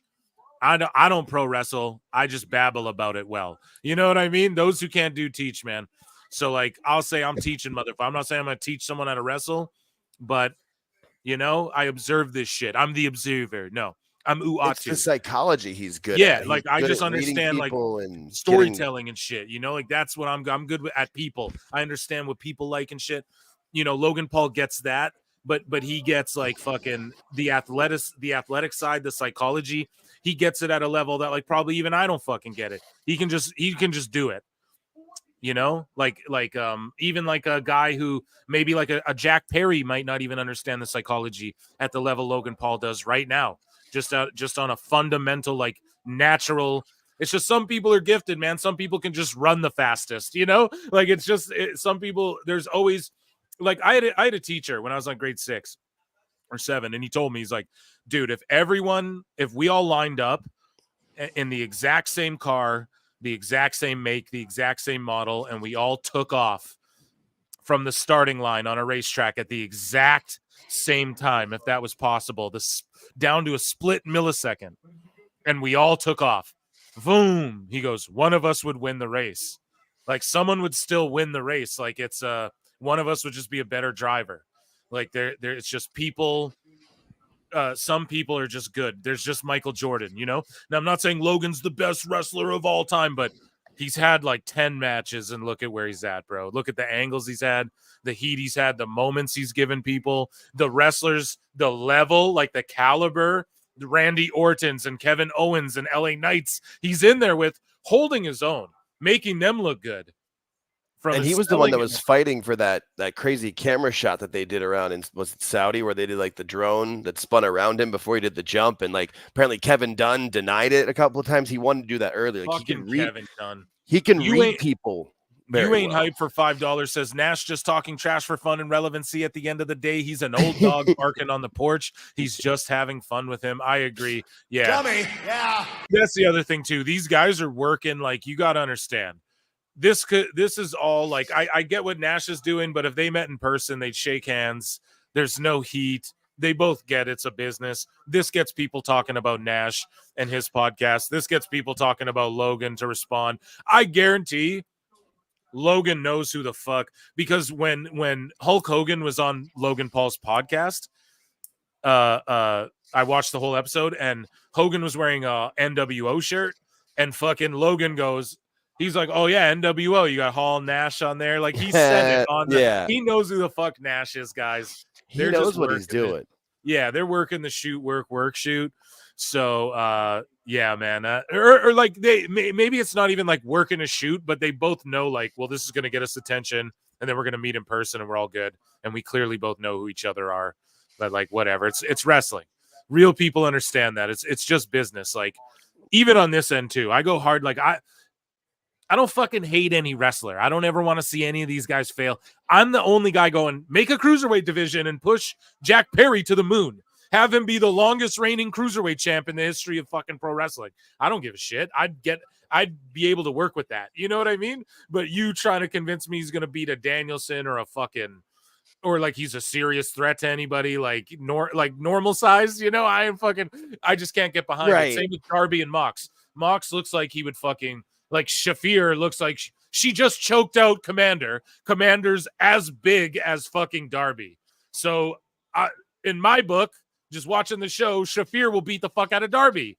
He's even wearing pink. So it's like, they gotta understand those things. Those are the things that, fuck, man, it's just the psychology behind. There's not just psychology in a match. There's psychology to the formatting of a television show too, or like how you present characters, everything that goes into wrestling. You have to have you have to, like, at least be conscious of things like that, in my opinion. I don't fucking know. But yeah. No, it's the presentation as a whole. And that's why, I mean, it's what he's like kind of gave up on AEW too, because it was just, you know, especially with, like, for me, when you start to see guys start to get over and then go away, like Hobbs or Ricky Starks or, you know, Wardlow, where you'd start to say, okay, that's a good story. They've got to, where'd they go? I haven't seen them in 3 weeks. And then Tony just fucks it up, man. Like, yeah, that's the thing. The Acclaimed were hot, and then he doesn't pull the trigger on them, and then he waits like 3 months and pulls it or too 2 late. months. Yeah, and then it's like they're not hot anymore. You fucked it up. Like, now the story doesn't make sense. Like, that's the thing in wrestling. You have to lay out your long-term plan, but then you have to have, like, be willing to call audibles and get there in different ways, depending on things changing. Situations that are in front of you. Like he just, what was it? Brian Pillman Jr. now, Alexis King now. He just posted, was it to the 2 or 3 years ago, where he had that mini feud with MJF, and they posted his promo that he cut on MJF in Cincinnati, where MJF was shitting on his family and stuff. And then that went nowhere. It's like, you had a chance to really make Pillman a star there. Like, he could have took MJF to the limit and then maybe, like, I don't know, turned heel on the varsity people and joined MJF and tried to become, or fucking even just push him, like, because isn't Mox from Ohio as well? Yeah, that was part of the promo. He was said, yeah, right. So why the fuck didn't they team Pillman up with Mox, go to Ohio for one of those big shows, and have Mox give him the rub? Like, what the fuck? Instead, they're like, no, Wheeler Yuta. we're just gonna push Yuta and Danielson and like, and I get it, but like we're gonna let Yuta and Garcia go to the limit with Mox and Danielson back-to-back weeks. Like, why the fuck don't you just put Pillman in a tag match against Wardlow and MJF and have them get a win? You know, and then fucking MJF can beat Pillman in the singles or whatever. Like, they just don't know what the fuck they're doing. No, I forget who said it. Somebody nailed it. I wish I could remember who said it, but it's that Tony Khan books big guys like Vince McMahon booked small guys. Yes, like Tony just can't figure it out. He just can't get it to work, and Vince could never really fully pull that trigger on anybody undersized, and Tony Khan just cannot. I mean, yeah, if you're gonna push Wheeler Yuta and Danny Garcia, and you had, Brian Pillman right there, or Hobbs or Wardlow, that were much better to be pushed and could have been actual stars. I'm not even saying they had to push Pillman. It's just like, but that actually made sense. Like, people care more about this kid already just because of who his dad was. Especially right after that Dark Side episode aired. You could have, you had the wrestling community ready to get behind that guy. Or the same with, Briscoe after his brother died. Oh, dude, stupid. But thank God it went down the way it went down, because now he's where he needs to be in NXT, like with HBK. Like, that shit. That's true. I clipped it this past NXT. He's like in the barbershop talking all this shit, and then dude just runs up from behind him and suckers him. It's amazing. Like, whoever's editing these, putting these together, I don't know, man. It's fucking amazing. Like, they're doing tremendous work. I love NXT every week. NXT is one of my favorite things to watch. It's so much fun. Last night's NXT was so fucking good, man. If you guys Front haven't, to back. watch it. Yeah, if you haven't seen it, it's really Jordan good. Grace, Julia, what else, dude? Hammerstone showed up from TNA to fight fucking Oba. Yeah, Femi. my local boy. He's from my city. I used to run into him when I used to live on the other side of town. He's dude, from Arizona. I love Hammerstone. I'm a big Hammerstone mark. Yeah. I thought it was going to be Moose when Tony D was talking to in that thing they showed on NXT Anonymous last week. I didn't think it was Hammerstone. I didn't even think about Hammerstone. I popped right when I saw the HS. I was like, oh shit, yes. Dude, I thought it was going to be Omos is who I thought the big thing was. Yeah, I saw some people saying that. I just had a feeling it was somebody from TNA. that was my only thought. Well, that's good. Yeah, man, that's amazing. Like, because like Moose, that's though. what we should expect it, because we're gonna get that NXT TNA pay-per-view like versus each. I bet you they'll call it Invasion as well. Like the fucking, because like remember they use all those old WCW PLE pay-per-view names, and that was the WWE versus WCW, WWF, WCW, ECW Invasion. Now they can do the TNA NXT Invasion PLE, or maybe it's a 2-night thing, like 2 weeks in a row or whatever. Yeah, like something like that. I could totally see it, man. Yeah, they could do it either on Peacock or once they're on broadcast TV. I mean, that's going to be huge. Oh, dude. Oh my God. And then just, I hope they do that Invasion, dude. Fantasy Mark booking over here. Okay, well, let's hear what Logan Paul's got to say. If I did learn a little bit, imagine if I devoted, came one of the boys, learned what the difference between a shoot and a work was. Will that make me a champion? Fuck me. Fuck you. You're one of the old guys who is bitter that I am better at your job than you ever were. And that makes you pathetic. This will be my sport, and I will continue to make guys like you eat your words when I devote a little bit of time to it. So fuck me, fuck you. And do you know why this is amazing? Because, and I love Nash, but listen, Logan is talking shit like this, and he's actually not only a draw, he's actually not only brought money and bigger business to WWE through the Prime stuff, but he's learning how to wrestle the right way. He's not in AEW doing dumb shit, flipping through glass with nobody in the houses talking shit like this. Right? He's in the white hot era of WWE, helping propel them to the next level. He's part of it with the whole Prime thing, man. He's helped them gain a bunch of money too through all of that shit. Oh yeah, he's doing it the right way. Dude, and he's learning. He's just trained the right way. Like, he's trained with the right guys. He is studying too. And because what he's referring to there too is like on his podcast, Hogan was like, you don't know the difference between a shoot and a work, brother. And like Logan's like, nah, I don't. In my opinion, I think Logan was working him there for the Well, it was pop. also the way Hogan kind of phrased it too. It was very odd, where he was saying like what he was saying is a work and what he was saying was a shoot. And then I thought Logan was kind of playing him too with it as well, because he knows. Dude, yes. He knew he went in knowing Hogan's. If you're going to interview Hogan, you have to be prepared to know that this guy's going to lie. Everyone's got to understand this about Logan Paul, is like he's not like this dumb fucking dude, right? He presents that way because then he overachieves. Do you understand? Like it's almost like he's under promising. Like you expect so little from this guy, and then he over delivers. Like say what you will. Like, yeah, Floyd Mayweather carried him in an exhibition match, and he weighs 100 pounds more than the guy. It's the clownest shit ever. But the fact is, like, he took it seriously and actually like landed some shots on Floyd Mayweather where you're like, oh shit, I didn't even like, you know what I mean? And this wrestling thing, he takes it seriously. He clearly studies the game. He knows who Nash is, but he dude, he definitely plays stupid so that he over delivers that way. You know what I mean? Like, you don't expect him to achieve the shit he does, and he does it. That's why he works. It's like America in a nutshell. Is this kid right here?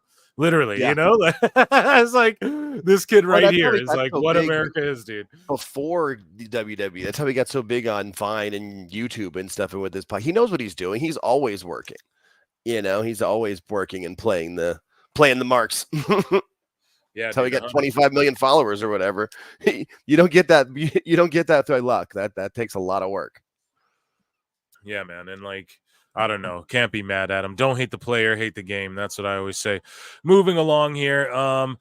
WWE Raws move back to 2 hours starting. So there's so many people saying just dumb shit like Raw gonna be 2 hours for this foreseeable future, all this stupid shit. Like, no, it's not 2 hours moving into the Netflix era. Like Netflix, it'll go back to 3 or however long. That's the beauty of Netflix. They can give us a 4-hour Raw, they can give us a 3-hour 30-minute Raw, they can give us a 2-hour 48-minute Raw, they can give us a fucking, like whatever needs to be on TV is going to be on fucking TV. That's the beauty of Netflix. There's no this is how they got their extension. This was the part of the extension, and USA did it because USA is going to put whatever their favorite new original programming in from that 10 to 11 hour that used to be Raw's third hour. They're going to let that be the lead into it. Like, that's smart for everybody. Exactly. And they're only going to go 2 hours until the Netflix deal starts. Like, this is just on USA. 3 months. Yeah, it's 3 months. Yeah, so it's just a lot of people are like, oh, like in the Netflix era, they're going to still be 2 hours, like only. No, that's not it. It's 3 hours when it moves to Netflix. It got confirmed a few minutes ago. The basic situation is that this is Meltzer, by the way. It was a USA Network call, not a WWE call. I'm not sure why. It will boost the ratings. Yeah, of course, Dave, you're not sure why. Because you're a fucking dumb fuck who doesn't know shit. That's why. Here. Fucking all Jake could tell you why. You don't know why. You're in the biz. I thought you're a fucking wizard TV guy that everyone comes to. Sources. Jesus. It will boost the ratings of the show because they won't have the third hour that drags down the average, but I'm not sure exactly. He would never say drags down the average when talking about AEW. October 7 will be the first show under the new 3-month contract, which is the $25 million deal for 3 months, which is way below market value. Of course, he has to put that there. But Dave, they gave it to USA at a discount because USA is doing them a fucking solid as well. This is called like doing good business with people, Dave. Hey, it's not about all like you're fucking. Oh my God. Imagine him saying under market value talking about AEW. He just wouldn't do it. And I'm not trying to do what about AEW, but you have to with Dave because just the way he talks about the two companies are fucking night and day. Stark contrast. And he thinks he's being subtle. He thinks he's actually being subtle enough where he's pulling that off when he writes. He's like, yeah, they won't. Nobody will get what I'm doing. Yeah, everybody gets what they're doing. And he just he blocks anybody who calls him out on it. Yeah, and if you call him out on it, you just get blocked. So 2 hours because maybe they had something planned. Yeah, Dave, it's called the move to Netflix. It's called USA's got a show. This is why they did that deal, Dave. because of what all Jake said. They're preparing. Okay, we're gonna stick a show in that third hour. What, like, you know what I mean? Like, blah blah. They're working it out. Hey, They've WWE, already been promoting it. we're putting Anonymous, this it's called. There you go. We're putting this anonymous show in the third hour. Here's how the blah blah blah. Like, Dave, it's just called working out a good deal with people and doing good. Yeah, they've got Michael Cole promoting it on their commercials here. I don't know if you guys get that up there in Canada. That reality show. Yeah, they're already. I don't know if that will be it by then, but they're already promoting stuff to get you ready. It'll either be that show or something like that. Similar within that, something that's original programming that makes them money, because that's what this is all about. The Ashen Chevalier says, I'd rather gargle my own piss than drink Prime for $5. Oh my God. Conan! That is hilarious. Thank you so much for the $5. And if you guys are just tuning in, we are we're donating half the super chats tonight over to Alt Jake's GoFundMe, and he'll post that on his X. Maybe post it in the chat if you can, or post it wherever you can. It's my pinned tweet on X. But yeah, no, I got my phone here. I can go into the chat. And post exactly. If you want to throw it in the chat, I don't know, like, links. I know people can't copy and paste them really, or I don't know, guys. I don't know how to make it work, but fucking go on Twitter if you don't, and alt_Jake2, I believe it is. And I think so. Yeah, he is. It's pinned on his X, and yeah, we're just raising money for Kitty there, raising money for some credit card payments. Man, we got to get Kitty healthy. We got to get Alt Jake not having to fucking crush himself picking up an DoorDash, DoorDash, and Uber Dash. Yeah, my Uber dashing. Yeah, it's just easier. You get the device. And if that's some people's main grind, get after that too. But he's picking that up. He's picking that up on top of his already daily life. That he's going extra hard. He's going full force, as Jumpin' Jeff Farmer would say. So yeah, let's help a brother out here. And yeah, the Bucks are on screen. Goddamn, the couple shoes with the pearl necklace. Good look, buddy. Yeah. So WWE took a fucking L with these bracelets here. Ooh, yeah. So the girl who created these bracelets, they're not trying to give her a dime, which, listen, that is business too, and I don't condone that. Like, WWE, do the right goddamn thing. Just offer her a cut. Be like, hey, we'll give you 5% forever of these bracelets if you just whatever. But they take these bracelets, they try to sell them, they pulled them down because the backlash was crazy. And even the girl tweeted out, I hope she's not getting hate. She was like, look, it's no hate on WWE. She's like, it's just, come on now. And it's true, dude. Someone just takes your shit and passes it off, man. Like, whips it out in a fucking Chinese factory and just starts pumping these little, 10-cent bracelets out, and fucking now they're gonna make however much money. How much do these things cost, dude? Let's look. $10 for this thing. It probably costs 2 cents to make this fucking bracelet right here. And like, at least offer her a cut, but they don't have to legally. And they thought, but it's good that they showed, like, nah, okay, we can't go through with this. And also, it's cringe. Who the fuck is gonna buy that? Like, that's like, listen, the bracelet, I'll defend it all day being a plot point and a sentimental story. Like, it's a personal thing to Punk in this storyline. Yes, I'll put that over all day, and I'll defend that from the sickos who go like, oh, you guys are wrestling over bracelets and shit. But then when you try and sell the fucking bracelet, like, I'll defend, okay, Nick Wayne's mom on TV, all right, I kind of get it, it's sort of. But then when you start putting her on T-shirts with fake BBLs and fake AI car Photoshop fucking pictures, then I'm gonna shit. That's terrible. You know what I mean? So when you start putting like big blacked and jacked on T-shirts, that's cringe, bro. Like, yeah, if Hobbs says that shit on TV, that's funny, or if he tweets that out, that's funny. But as soon as you put that shit on a shirt, bro, it's not that just goes beyond, like, I don't know. It's just immature, sixth grade-ish, attitude era-ish, in, like, not the good way. You know what I mean? And then same with this. This is like, who the fuck? Imagine you buy this. Yo, dog, nice bracelet. Who's Larry? Is that like your brother or something? No, it's this wrestler I likes, dog, and his chick. His wife. That's fucking weird, dude. I'm sure Punk's the one who called in and was like, yeah, we're not selling those. Like, take the hit, WWE. We're not selling those. Or, like, give them away. Like they should have just gave these away or something. Right? It should have never been a fucking. They should have gave them away at the strap match, and Punk should have been like, "We're giving these away," like how he did the ice cream bars in AEW. Should have been like, "We're giving away these bracelets or something." Not fucking sell them for $10 and then not even cut the girl in. That's fucked. But yeah, WWE took the L on that one, and Fanatics, because Fanatics is their member or their merchandise company. I feel like that's well, hey, now I'm a Fanatics partner, but no, I'm just kidding. Shit on them if you want. Yeah, that's fucked. They fucked up. It's so much that it's like that. It's the corporate world where like things just kind of go through, and it probably was that because I know Punk's big on his merchandise, but I feel like he probably never even got put in front of him because there's so many channels these things have to go through, and Fanatics is great with a lot of different things, but with certain, I wouldn't be surprised if that they don't realize that guy. That guy who runs Fanatics, he's on the phone with Jay-Z and shit. He doesn't know. Right. He doesn't. He's just like, oh, they're fighting over a bracelet. WWE must have. Why aren't we selling those yet? Like I'm sure that's all their mentality was, but or even like some person who's trying to get themselves known as a there's some salesperson or program manager like took the initiative and went and pushed those forward and didn't think it through, and all of a sudden they got their. But let's be honest here, WWE took a fucking loss. Oh yeah, it's a big L. No. They took the L for this move, but like money wise to their company, they didn't lose. They lost $8 producing these things. These things, if they had actually got away with selling those things, would have been like literally thievery, dude. Selling these 1 penny fucking bracelets for $10, bro. That would have been insane alone right there. My wife's a big Swiftie, and she could pop you out like 20 of those in an afternoon.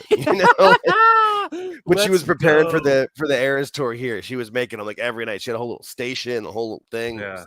She's all about my girl's a Swiftie too. We never caught any Eras tour, but I have seen, like, I've been to Taylor Swift shows where it's like fucking the floating platform and fucking she's in the air, and I've been to her show, but not Eras tour though, unfortunately. But yeah, my girl's a big Swiftie too, dude. That's funny.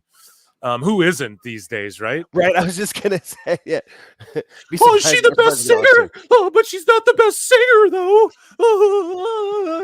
Fucking idiots. Does she have the most? Let's get the stopwatch out. Is it the most song or dance time? What? We got to stopwatch her at her shows. She spends too much time talking to the crowd. Yeah. They're engaged. WWE has now removed the item from their official shop. So O'Shea Jackson Jr. got tagged in this. Remember when you were killed online for these exact comments? Here's the thing. WWE did a good job. Here's what they did, right? They tapped into the Uber Mark fandom, and then they fucking exploited it to make her like virally known before she came into the WWE. Here's the problem with the Thunder Rosa critique is that like WWE can get away with the exceptions and O'Shea's critique. Okay, like WWE can get away with the exceptional heel versus heel match because they don't do it all the time. They can get away with the exceptional, hey, we're going to fuel the internet smart marks to get hype about Julia and just hype her up with a couple packages. And it worked because the building in NXT was chanting, Julia, Julia. You know what I mean? It fucking worked. So that's why this criticism is fucking, it's like, yeah, this is just a bad criticism in my opinion. That's just my opinion on what Thunder Rosa is saying here. And O'Shea, I love you too, dog. But if you're sharing the same opinion, I just disagree. WWE is the exception because they're on fucking fire right now in a way that just happens. Like it happens in waves. It comes and goes. We're in that period where, they're firing on all cylinders, truly. Literally. They can do the internet mark shit and get away with it sometimes. Now, if they did it with every wrestler, we'd be like, what the fuck? But they're not doing that. But this one, it worked with Julia. Okay, why? Now let's think about why. Okay, Julia has the look. She just has that aura, dude. It's the way she presents herself. It's the way she sells, the way she has like that little smirk it's everything. It's fuck, man, it's everything. She has literally whatever it is. Now, not everybody has it. Some people have to work really hard to get their position. Some people just have that thing. I think Thunder Rosa just has that thing. I think AEW's kind of made her lose it a bit, but she had that thing, dude, where it was like, damn, you know, like she just showed up in NWA and everyone's talking about her, and then she's in AEW, everyone's talking about her, and you know, Julia's one of those ladies that just has it. Like when Delta comes in, now she'll be amazing. I don't know if she has it like the way fucking even Julia does, you know? Even Vacquer, she's an amazing talent. She's got aura and all that, but there's something about Julia where, to me, she could be, you could throw her in at like a fucking Becky, Charlotte, Bianca level in the next 3 months, and I picture it. She just looks like she could be on a WrestleMania stage. To me, she just has that thing about her.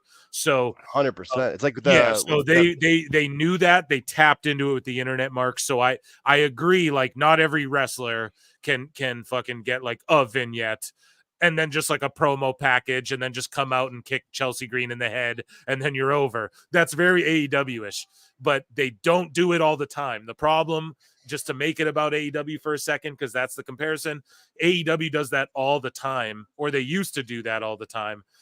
They still do, let's be honest, but they would do that so much to where that became the criticism. So yes, this is a fair criticism, but it just doesn't really apply because it worked. If it didn't work, we'd call it out and I'd go, yeah, they fucking fumbled Julia, but it worked. And then she had a great match with Chelsea Green, an amazing match.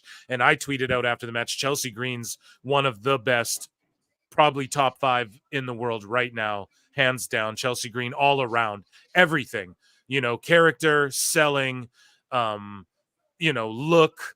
There's nothing she can't do. She can do it all. You could, anyone. She just throw her in there with Gulia. You throw her in there with anyone. She's a position player. Any show, a tag match, singles, manager, fucking you name it. She, to me, is all around heel, babyface. She's all around. I want to say top 5. So she made Julia look like $1 million. And fuck, I don't know. It was NXT was amazing. If you didn't watch it, go watch that shit. Pirate ship it if you got to. Hey, that shit's all going to Netflix soon, at least in Canada. So whatever. But yeah, Thunder Rosa's opinion here is that she goes, "Why the fuck are you going to introduce somebody with so much hype with nothing, no story, no video, nothing?" Well, they did have a video. Also, video. Yeah, the way she presented herself in Stardom, she presented herself as a superstar. They presented her as literally that. They presented her as the biggest free agent signing and one of them, and she's coming in as like, just look at her, just her aura. Like, all you have to do is stop and look at Julia. They had her square off with Jordynne Grace. They had her already with main roster talent Chelsea Green, already going at Roxanne. Look at, what do you mean? You could not present her as more of a star. You gotta NXT is to see if that hype's real, dude. Like, Shinsuke could have came over and everyone could have not been like, we don't get it. But when he came to NXT for that brief run, fucking people went like, that's when they realized, oh yeah, they get it here. And like, he gets it here too. You know, they have to know that Julia gets it here too in America. You know, it's a different thing. And that's why y'all don't, that's why a lot of these, I don't want to say Thunder Rosa, but a lot of these sickos, they don't get it. Like, you know, you have fucking, okay, they're dumping a bunch of money into Jericho's car. I don't know. Jericho loves like getting orange spilt on him and fucking falling in mimosa pits. So now we get Cassidy. It's Cassidy versus Jericho again, and they dumped a bunch of pennies into a fucking car. Fucking ridiculous. Also with Julia, she brought back Funaki onto our TV. He's her dude, Funaki was her translator. I popped so hard for that. Dude. It took me a second. I'm like, wait, it's Funaki. Number one, dude. SmackDown number one announcer, bro. Yes. It was such a good time in life. Dude, and that's what I mean. And they presented her as a star. And yeah, I don't know. Thunder, we can continue this quote. She just says, give them a big fucking video package, explain the story of the person. Here's the thing with WWE fans, Thunder Rosa, they don't give a fuck. Like, they appreciate if you did that work in other places, but they know the system in WWE And we understand that we're grinding through that is like really the respect, man. That's really like, okay, what was Kevin Nash just crying about? Oh, the boys and like the time we put in on the road, the money and the miles, those miles, man. The WWE fans respect when you at least go there and you try that shit. The wrestling world does. Because look at all the WWE people in AEW that you all fucking pop for and that Thunder Rosa. I don't know, man. Listen, I'm not hating on Thunder. I'm kind of going at her like I would a Mark, but I didn't. I just think this opinion's like wild for her to have. And I don't want to be like she's jealous or anything like that. I don't want to put that on her or anything, but I'll just say, I don't know. This took me. I just can't believe she has this opinion. I think you have to trust WWE's process, especially right now. They're white hot. If every wrestler, again, I'll just reiterate this, then we'll move on. If every fucking wrestler was being debuted with like the same way Julia was, I'd have a problem too. But they can just get away with that one here or there, or like an Ethan Page. Here's the other thing too. It's easier to do with NXT because NXT is sort of like an internet-y fan thing too. Y'all got to understand that. Like only the Uber marks are watching NXT. Just like only the Uber marks are watching AEW. And WWE understands that. And that's why they do this. They're doing this crossover stuff. That's why they bring Sexy Red in because it's going to make Twitter go crazy. They understand that with NXT. So what they did is that's why they brought her to NXT first. Now, when her time's to come to SmackDown, they're going to build up to it. Trust me. She's probably going to get a Rumble appearance first. They might run her vignettes. They'll see, like they'll test it. They'll dip her toes in, maybe I doubt they'd give her like a main event match if they even do those by the time they're talking about cutting live shows down and stuff down to like 200 a year. But yeah, I don't know, man. I just disagree vehemently with Thunder Rosa and O'Shea, if that was his opinion too. And shout out O'Shea. You have any more thoughts on that, all Jake, or what? No, I agree with you. I thought her debut was good. I thought the video package showed enough about her because I knew only of her. I never had seen any of her stuff in Japan, and I thought it was a good showing of it and built her up as a star. I was excited for the match.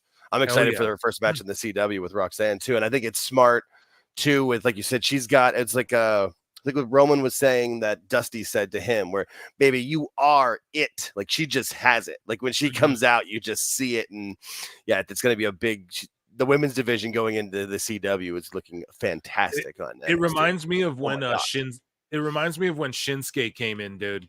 Yeah. It gives me the same vibes. Like he's such, because he is that guy who like, I was such a fan of him in Japan. Like he just had that fucking aura like about him, and like I was looking up his matches online and like holy shit. Then when he came to NXT, it was like, yeah, you just knew when he walked in the building with that music. That's like Julia. She comes in with that music. It's like, yeah, dude, she's just got it. And hopefully they pull the trigger. This ain't Vince. Lincoln Hawk for $2 says PWT is competing with Collision ratings, killing it. Sorry, bro. We're just babbling. I'm sorry I didn't see the super chat for a long time. Yes, I know we are, dude. For real. And then Milwaukee for $2 says the misstep with Julia was the 50-50 debut. Please elaborate, Milwaukee. What was the misstep there with the 50-50? Like she came in, argued with the fuck did she do? She like argued with Roxanne, whatever. Chelsea gets involved, hits her, they have a match. And then the match wasn't really fit. Like Julia didn't give her too much, man. I feel like it was a quick match. Julia sort of hit her with her shit and beat her. But yeah, I don't know, man. That's a formidable first opponent. Like, Chelsea Green's a former champion. And what I love too is they put like Michael Cole and Vic Joseph and shit put over Chelsea Green and Mitchin. They're former knockouts champions and stuff. Dude, I love that. I'm marking out so hard. They're talking about, oh, this guy had the X Division title, or like they were TNA tag champions. And, they're talking about Chelsea Green. She's a former TNA knockouts tag champion and shit. I'm like, God damn, dude, this is amazing. What a timeline. What a fucking timeline. I thought it was great too. When they were in England, he was talking like Rev Pro and was all the things that Drew had been through at the, ICW in Ireland and all that stuff. That's great. Like that's a whole new world for us. It's not acting like people disappeared and went into the ether if they leave the WWE. Like the rest of the world actually exists. Wolverine DX for $5 says another great show from PWT. Yeah, Here, I'll give you a yeah.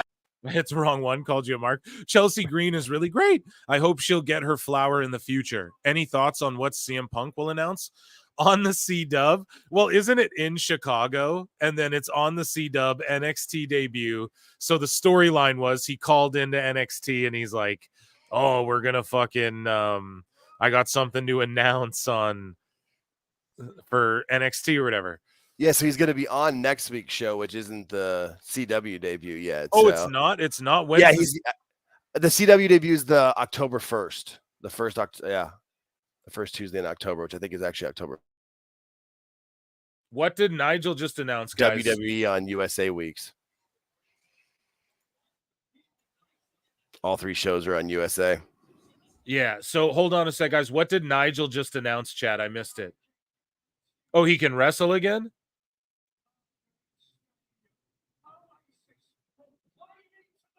Oh, so he's going to get played by Oasis. So he got Tony. So fucking Nigel's going to wrestle Danielson at Wrestle Dream, and he's going to get a song sung to, like, so Oasis got back together, the band, okay? And now Nigel, he just announced on the mic pretty much he worked Tony into giving him a fucking Oasis song for the pay-per-view, is what he's telling us. He's back. He's cleared to wrestle after all this time. And wasn't Nigel like super against blood and like the spreading of diseases and blood and wrestling and all this stuff? And then he's just in AEW where they're just bleeding everywhere and shit. Like, I don't know. It's kind of funny, kind of ironic. But to answer your question, so WWE, NXT, SmackDown, WWE, Raw, they're all on USA this week. They go to the CW when, all Jake? In a month, you said? October 1st. October 1st. Excellent. Rocktober. So 3 weeks and they're going, about 3 weeks. And they're going to be on the CW. Punk's going to be on that show. I think The Miz is hosting it. I think Randy Orton's going to be on the one or the one after the second. He's the one after because that's in St. Louis. But Punk, I guess, is going to be on this upcoming NXT, which I fucking love. So I didn't realize that part. I missed that. I dug out when I was listening to it or watching the show, and I didn't realize that part. I thought he was texting to be like, on the first CW show, I have a big announcement. His big announcement, he wants to make the big announcement next week for the CW whatever show. He's going to announce. What do you think it is, Alt Jake, if we hit an X-Files and had to figure out what the truth is? What do you think? During the women's match, I mean, selfishly, I want it to be AJ coming back, but I don't think it will be. No, they'd announce that shit on Raw or something. Yeah, no, it was just odd that the text came in during the women's match, but that might not have meant anything. Yeah, no, but it could be because he scouts like the women. That's a big thing he's doing. Like, AJ just said it in an interview with comicbook.com. She was like, yeah, he scouts the women and get back and tell me like who the good ones are and shit, like who's great and why. She's like, but my favorites are Naomi and Bailey. You know, she's like, I just kind of pay attention to the main roster. So I don't know, man. Maybe we'll get AJ Lee. I think one day we could get AJ Lee working in WWE behind the scenes as absolutely like a writer, producer, a fucking helping talent, like in NXT with Punk. Why wouldn't we want to see that? You know? Yeah, she could do anything. Yeah. What do you think Punk announces though? Like, if you had to guess, like I could see it being about the women's division too, but like, what do you think it would be? I mean, what would Punk announce? Like, what would he be? I mean, like, Delta's coming. Vacquere's gonna be here. We're bringing back the Evolution PLE, but it's just for there you the go. Fucking or like the Mae Young Classic, but it's just for the NXT women now instead of main roster or whatever. Like, you know. I mean, the Evolution pay-per-view or PLE might be it. Especially with how many women they have now that are so good across all 3 shows. And then the NIL program is just bringing in amazing talent after amazing talent. Like that is, that's crazy how well that's doing. Yeah. Maybe he says, I don't know. Maybe he says something like, the winner of maybe he's like, oh, we're gonna have this match for on the first, or maybe he's gonna announce that he's gonna wrestle on the first NXT CW show. Maybe he's gonna be like, dude, has he ever wrestled on NXT? Yeah, he has, right? Like back in the early days. Like in the game show or early days. Yeah, I think he wrestled on it then. So I was gonna Adam say Hernandez in the chat. He said, "What about Cora? That Cora Jade could be a part of the announcement. She's from Chicago. That's a very good shout." That's true, and she is getting she's in a lot of she's done a lot of like videos with Punk, and he's like her favorite wrestler. Where was it at that cafe where he came and visited her after her knee surgery, and she started crying when he showed up? Like that was. I think, dude, one day we get an AJ Lee Cora Jade team up or like match against each other. I bet we see that one day.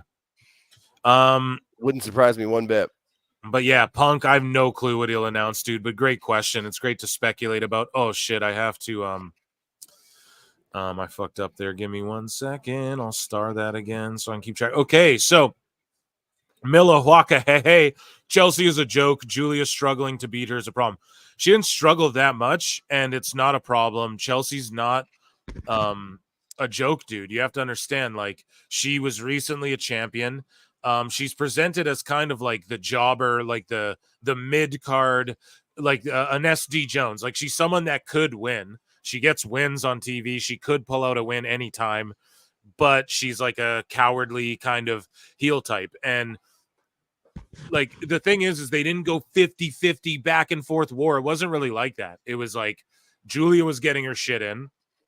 Chelsea was kind of doing heelish shit and like cutting her off, like just trying to fucking like they went outside the ring a little bit and stuff like that, but it was just basically like Chelsea you have to look at as like, okay, she's a former champion. She's currently on SmackDown. SmackDown's above NXT. So you look at all of that, like that's how they have to present Chelsea. So she can't just walk through her, but it was also like, how long was the match? Like 5 minutes? Like it wasn't even that long. It was like a 7-minute match.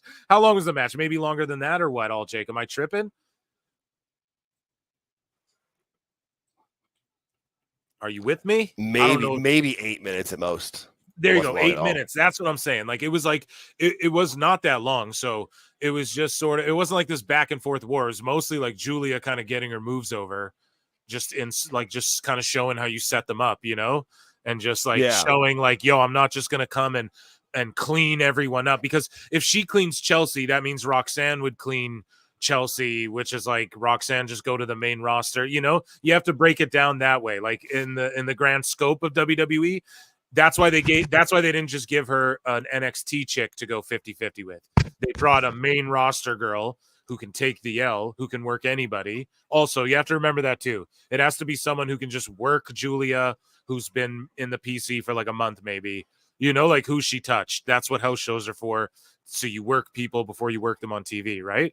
So yeah, she's got the Japanese history too. So that's why I thought it was real smart. Chelsea can go anywhere. Chelsea could walk into GCW tomorrow, have a match with whoever their champion is. She could go to TNA tomorrow, have a match with Jordan Grace. She could have a match against fucking Nia tomorrow for the title. She could go, you know what I mean? She'd go to AEW, have a match with Mercedes tomorrow. She had that match with Penta in Lucha Underground. That was insane. Dude, she's that good. She's literally that good. So she can do character work. She can cut a promo. She can sell a toy. She can do a sexy photo shoot. She can really beat the shit out of someone and look crazy. She can do all that stuff. So it's like, yeah, you got it. That's who you picked to. Who else you gonna wrestle? You know, just job one of the people on NXT you've been building forever. Like that's not the way to do it. But yeah, it's okay. Difference of opinion. Wolverine, we read that one. LC Killer for $5 says, put the one in the air for the people who lost their life in September 11, 2001. Never forget, dude. Yeah, you're right. I don't know if that's appropriate at all, but we'll do a round of that's an American tradition. Yeah. I went to a Price is Right taping once back in like 2000, the year before Bob Barker retired. So I got to see him do the show. That was a weird experience. It was fun, but it's a very weird time. You can see why people are nuts on that show. They sleep deprive you and make you wait around for hours for a few minutes. It's fun time though. Glad we did it. Yeah, I saw that documentary. I watched a documentary about that one dude who, Yeah, like when you saw it, I'm sure. I can't remember what it's called, but yeah, it was about the Price is Right dude. So this tag gauntlet match is going on. There's gonna be like 100 guys standing around because like obviously all the entrants are gonna come in before a pin happens, which is why this match is fucking so stupid just on a fundamental level. Because in kayfabe, we're supposed to believe that, you know, Tony Khan fucking brings in New Japan guys for these matches just to eat catering and possibly not even get in the actual. I guess maybe that does make sense logistically, from what we know about AEW. But a lot of people are saying the Motor City Machine Guns might show up in this match. What do you think?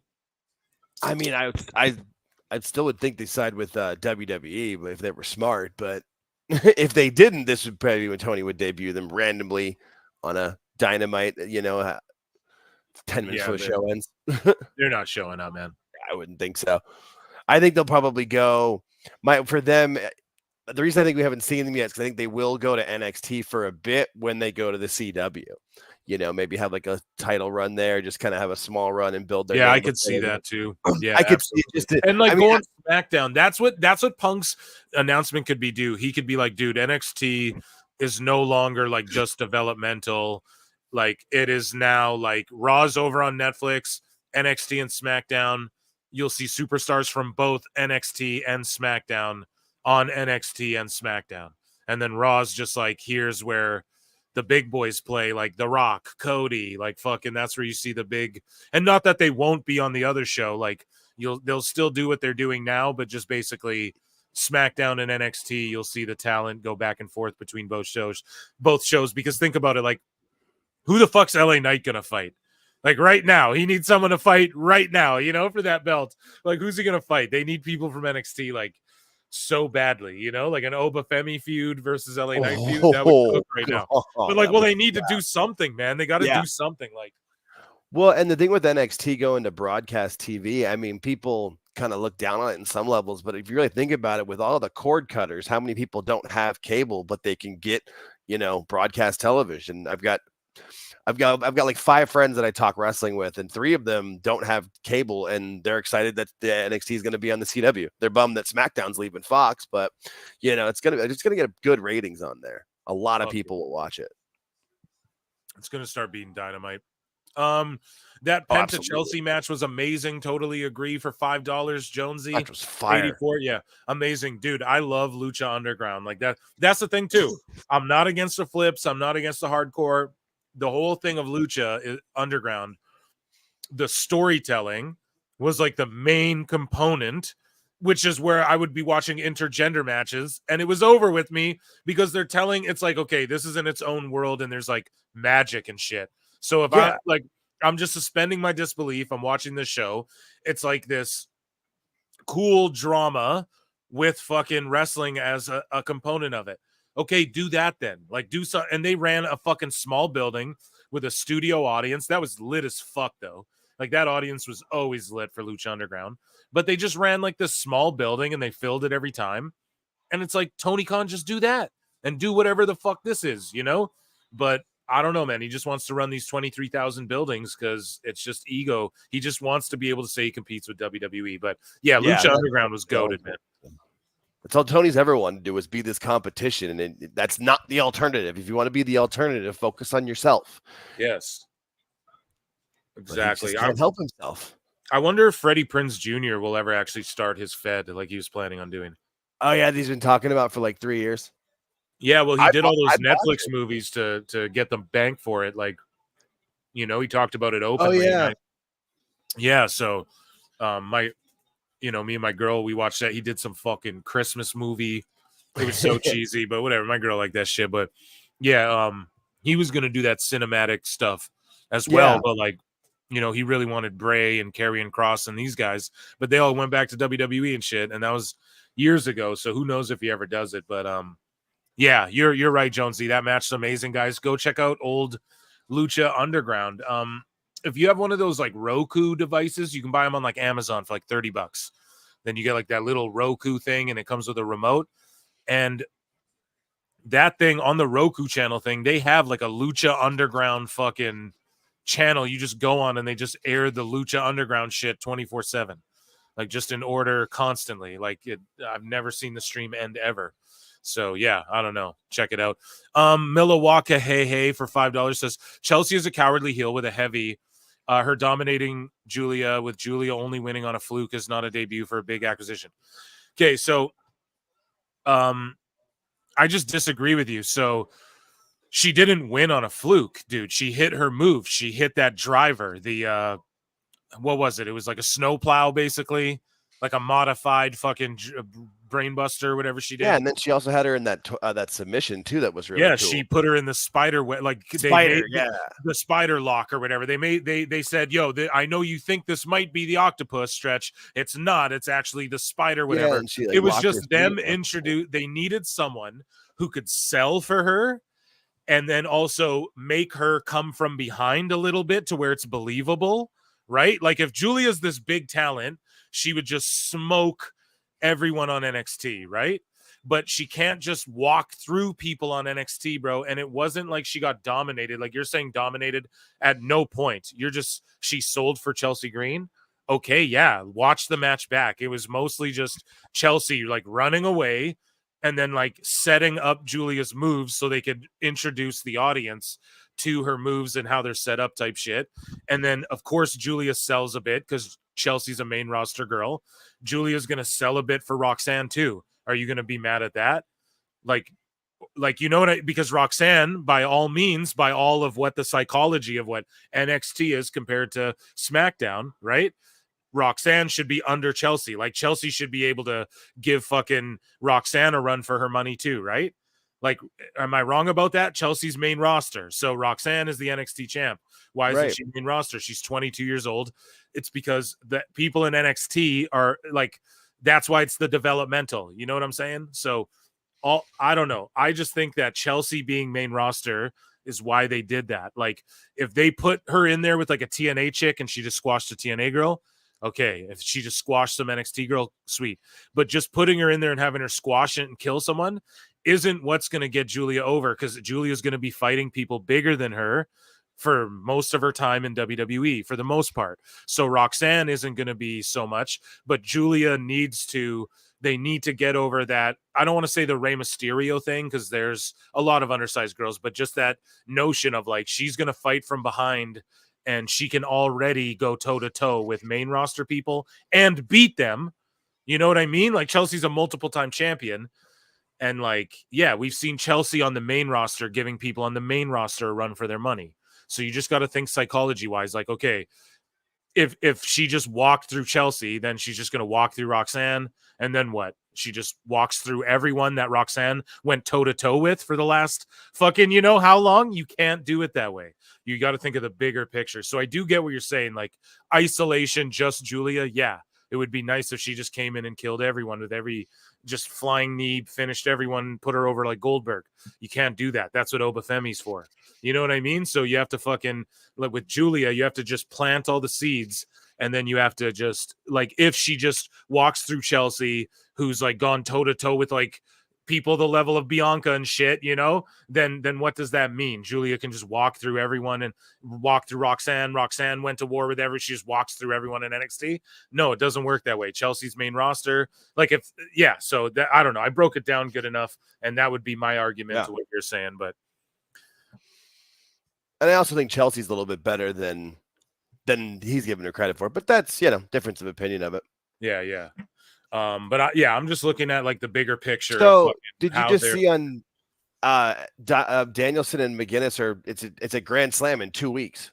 Yeah, dude. There you go. I thought it was going to be on the pay-per-view as well. I'm like, Jesus. Yeah, it's crazy. No build up to anything. Just throw it all out right now. Hot shot booking, man. To anything. Yeah. God. Yeah, it's crazy, man. They just fucking rush through that stuff. So here's Julia. Here we go. So like, this is what I mean, right? Like, this is because you're like, oh, like she got devastated by her or whatever you were saying, destroyed. No, she didn't. Fucking Julia destroyed Chelsea. You know what I'm saying? Like she fucking in their first encounter, Julia just whooped her ass. So it like to me, it's like, nah, they go back and forth a bit. Maybe next week on NXT, Julia squashes someone, boom. And then we're like, oh, she's for real, you know? But you just couldn't in the debut, you got to show everyone her moves. It's like when Rey Mysterio came in to SmackDown the first ever time. Like he got in there with Chavo. And like I know it's Chavo, right? But Chavo wasn't like Chavo then. We have fucking a 4-man figure 4 sharpshooter going off, and the they did crowd's that going stupid mild. everybody suplex everybody spot where they all Dude. link together. Like, oh, how indie-rific. And then Dude. the models. Didn't everybody in AEW say that was the worst gimmick ever? And then they pop for them when they come out here. Yeah, now they love them in fucking AEW. It's just so stupid. Just But yeah, ridiculous. Julia whooped fucking Green here, and yeah, here we go. I'm gonna get pulled for this. Dawn Stevens, boom. People were shitting on her too for not laying the knee in. And then, yeah, and you then should. push the other angle that shows she nailed it.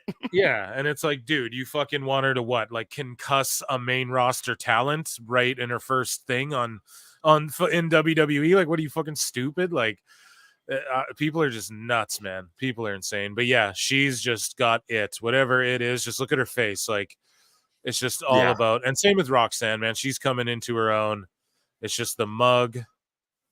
Just all of it, you know. Fuck. Oh my god, there's just something about her, dude. That's the best part of NXT for me is if you watch it for a long while, like you would seriously just see them actually growing and getting better and better and better. Like it's tangible. You can see that it's working, and that's why when Tony brags he doesn't have a PC, I'm like, that's not a good thing. You need a performance center, dude. You do. And house shows. Speaking of which, let's look at Lexus King's facial hair. Love this guy, bro. Just obnoxious. And So I great. posted a segment. Maybe I put it in miscellaneous, but yeah, his facial hair out of 10. I give it a definite 10. And yeah, man, this dude's, I don't know, just hilarious. He did this segment where he got punched in the face after he got his haircut, and it was the funniest thing ever. TKO president Mark Shapiro states that WWE will be cutting down on live events even more next year, and explains taking on less of the marginally profitable events. And he just says, what we're doing is cutting events. We're taking our low marginally profitable events. So if you live in like smaller towns and stuff, don't expect like, not like all smaller towns, but like don't expect shows. You're going to have to travel to like a bit bigger cities to get fucking, you know, the shows, guys. Like that's what's going to happen as time goes on. But it is good to rest people, but they're still doing 200 live shows a year. That's on top of TVs, I believe. So yeah, they're still going to do their same weekends where, you know, the SmackDown people do, you know, they work Friday, Saturday, Sunday, and the Raw people work Saturday, Sunday, Monday. That's usually what they've been doing. They do a house show on Saturday and Sunday and somewhere. The house shows are fun. I love going to house shows. Dude, those are the best ones. And they're the best. They're so much. Like, TV's towns, great. Man. Yeah. TV's great, but house shows are the best. Yeah, dude. I've seen some of the best matches I've ever seen at some fucking house shows. And like just interactions with wrestlers too. Like, yeah, I don't know. It's great experiences. Yeah. John Cena shook my hand at one because I was wearing a Red Sox hat. Bro, that's the dude that I need to fucking see. I need to see before, like in this retirement tour. I have to see Cena, dude. I have to go to one big one because I've never seen him at like a fucking big fucking event, you know. And dude, there's 8 guys like all laying on top of each other, and the Outrunners get the biggest pops. Shout out the Outrunners, AEW's top merchandise sellers. That's a shoot. Okay. That's a shoot. They're the top fucking merchandise sellers in AEW. Yeah, dude, I said that, and the Turbo Floyd liked it, and I hope he doesn't think I was being sarcastic because I literally just tweeted "good for them," and I meant it. Like, yeah, actually, absolutely. But the Outrunners got the biggest. I love them from OVW. You guys know you listen to PWT. I watch OVW. I throw it on YouTube when I go to bed and shit, and I love them in OVW. They do the ad for some local fucking toy shop there too. And yeah. OVW was supposed to come here in the summer, but then when Jack Vaughn got hurt, they knew that was the draw. Exactly. Yeah. We were there was like at least 4 of my buddies and we were all gonna go because the place isn't that far, the smaller venue they were gonna run. But That's amazing, and good for them getting that popularity after that wrestler show. Yeah, I hope they do a second season. I bet they will now. Well, especially with Netflix kind of going into more wrestling content. And they should just do it with OVW, man. Just do it with them again. Like, fuck it. I'll watch some of those same guys, or you find a new fed, and you do it about that. But I just don't think it'd work as good. Yeah, no, with how great Al Snow is, I feel like just whoever the wrestlers are. I mean, they're wrestlers. There's going to be someone with a great story. Like, let's be real. Like that's like Cornette always says. Like, there's a reason why these people do this. They can't really do anything else. They're not built to be different. They're not built to be normal humans. They wouldn't work a 9 to 5. They've got to do this. Grizzled young vets, zero reaction. Speaking of Jim Cornette, let's watch this video. Oh, this is fun.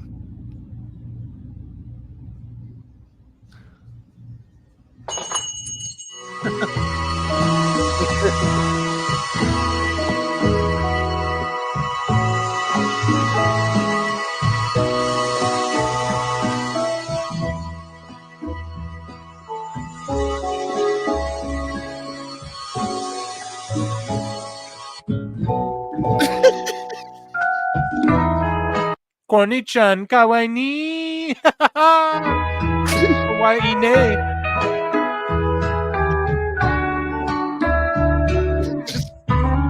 Whacker with the racket. Order a triple cheeseburger, extra cheese, mayo, pickle, and onion.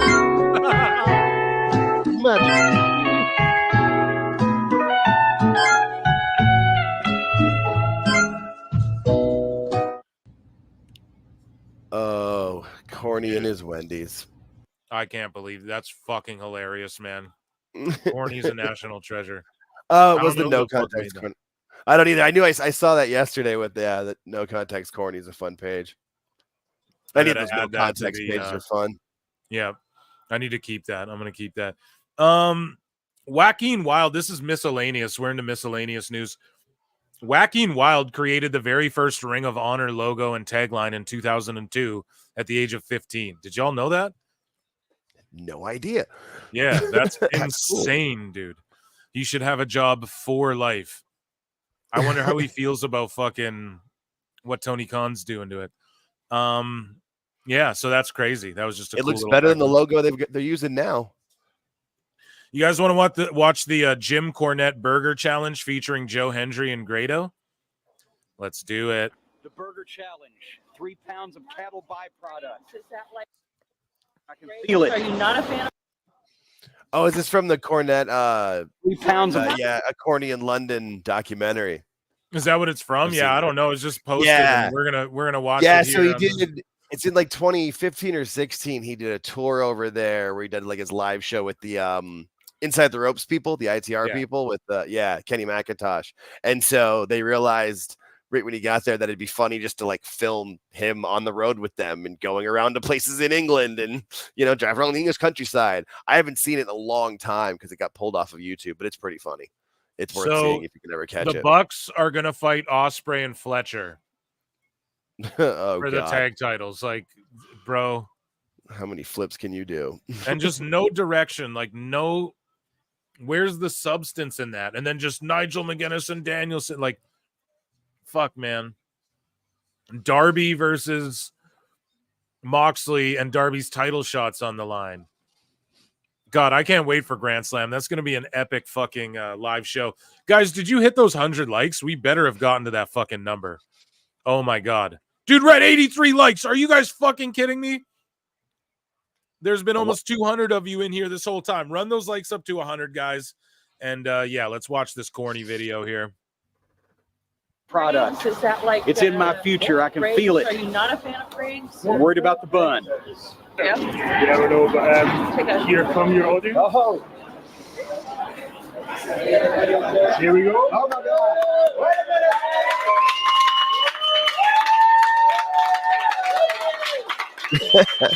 minute.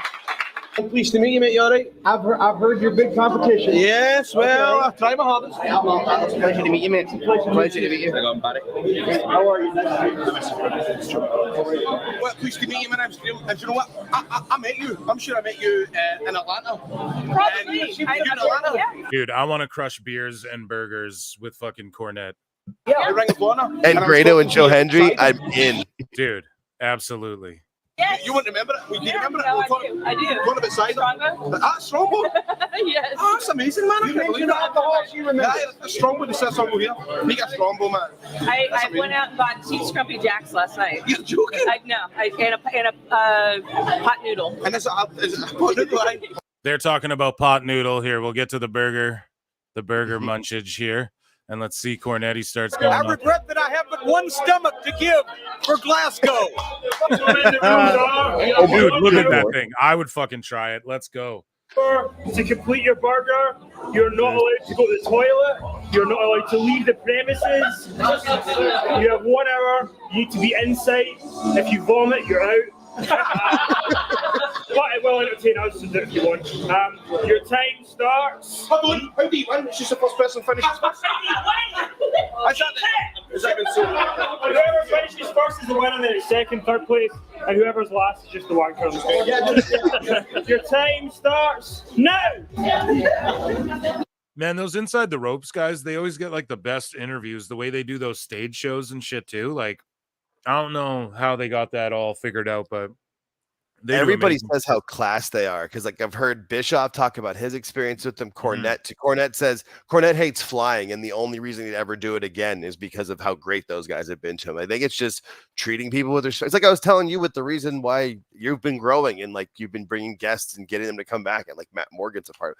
Like when people are legit, you can just tell. Like, you know, I interview people for a living, so like I can really tell when people are good right away, you know. And that's what I think, that's what Kenny McIntosh specifically, like when he got engaged recently, you saw that he gets a giant outpouring from the wrestling community for it, and that goes a long way. You know, it really does speak to who they are.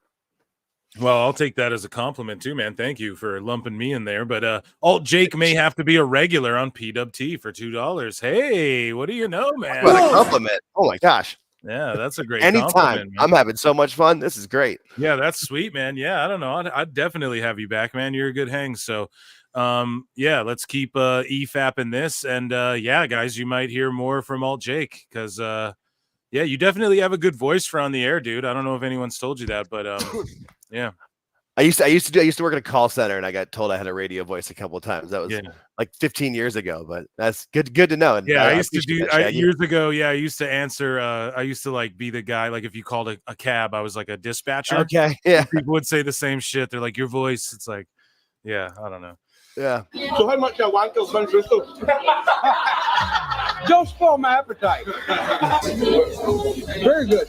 Beers and burgers, my two favorite things. I can't wait for Friday. I'm going to indulge in beers and burgers and go to a drunken movie, actually. So that's going to be amazing. But anyways, back to this video. I can't wait to see what's for dessert. Give me a bucket. Oh, no. If I hear any strange noises, I'm bailing over where you are. Oh, dude. Okay, I don't want to barf. Dude's barfing. He's a Martian. Look at that's Joe Hendry, folks, right there with his dark hair. He's all jacked, and he's like ate his whole burger. Like he wins this thing. Spoilers. Look at his face. Yeah, look dude. Oh, man. You know that's a good meal. For $5, the Ashton Chevalier says Cornette is scouting some young talent that he can watch nail his wife. Oh. Emotional damage.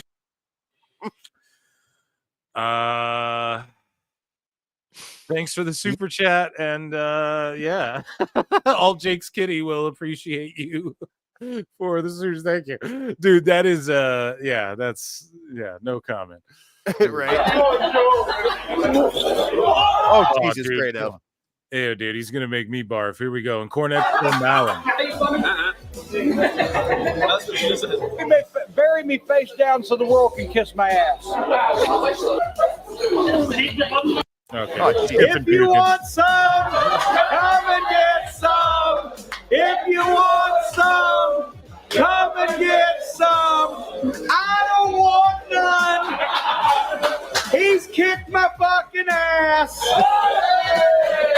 There's this tradition we've got in ICW that when I say Joe Hendry, everyone says local hero. Would you do me the honor of doing that? Joe Hendry, local hero. Local hero. I'm now going to vomit on the local hero's plate. Damn, see, Cornette's a fun guy. You guys just got to stop being dumbasses, and he'll stop pissing him off so much. You know what I mean? He's like punk, you know? Just to let you know, mate, you're fucking lifted him. Who you know with him? Wait, no.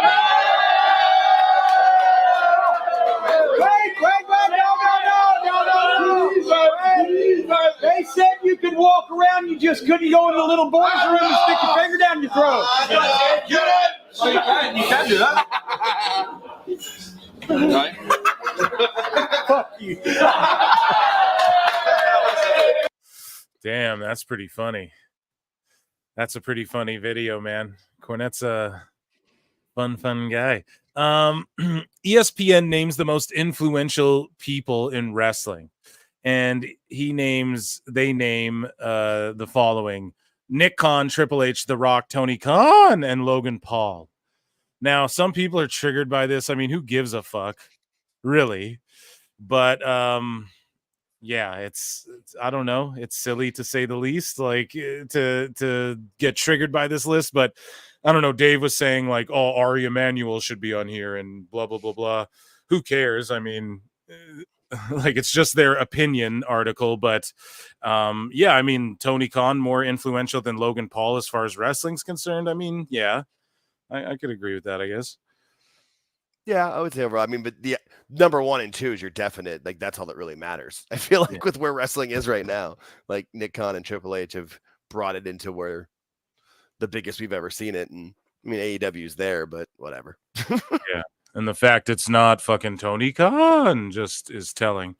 Here's the thing: is Tony Khan could be if he would just be like the financial backer and maybe just the promoter. And like I said from the beginning, if he would have just let other people run it and try to learn and sit under, I hate to use the phrase now, but the learning tree, like every other great booker ever, you know, like sat under, like, you know, Dusty sat under Eddie Graham, or, you know, Paul Heyman sat under Dusty. Like everybody sat under somebody for a while to learn, except for Tony Khan. And it's fucking obvious.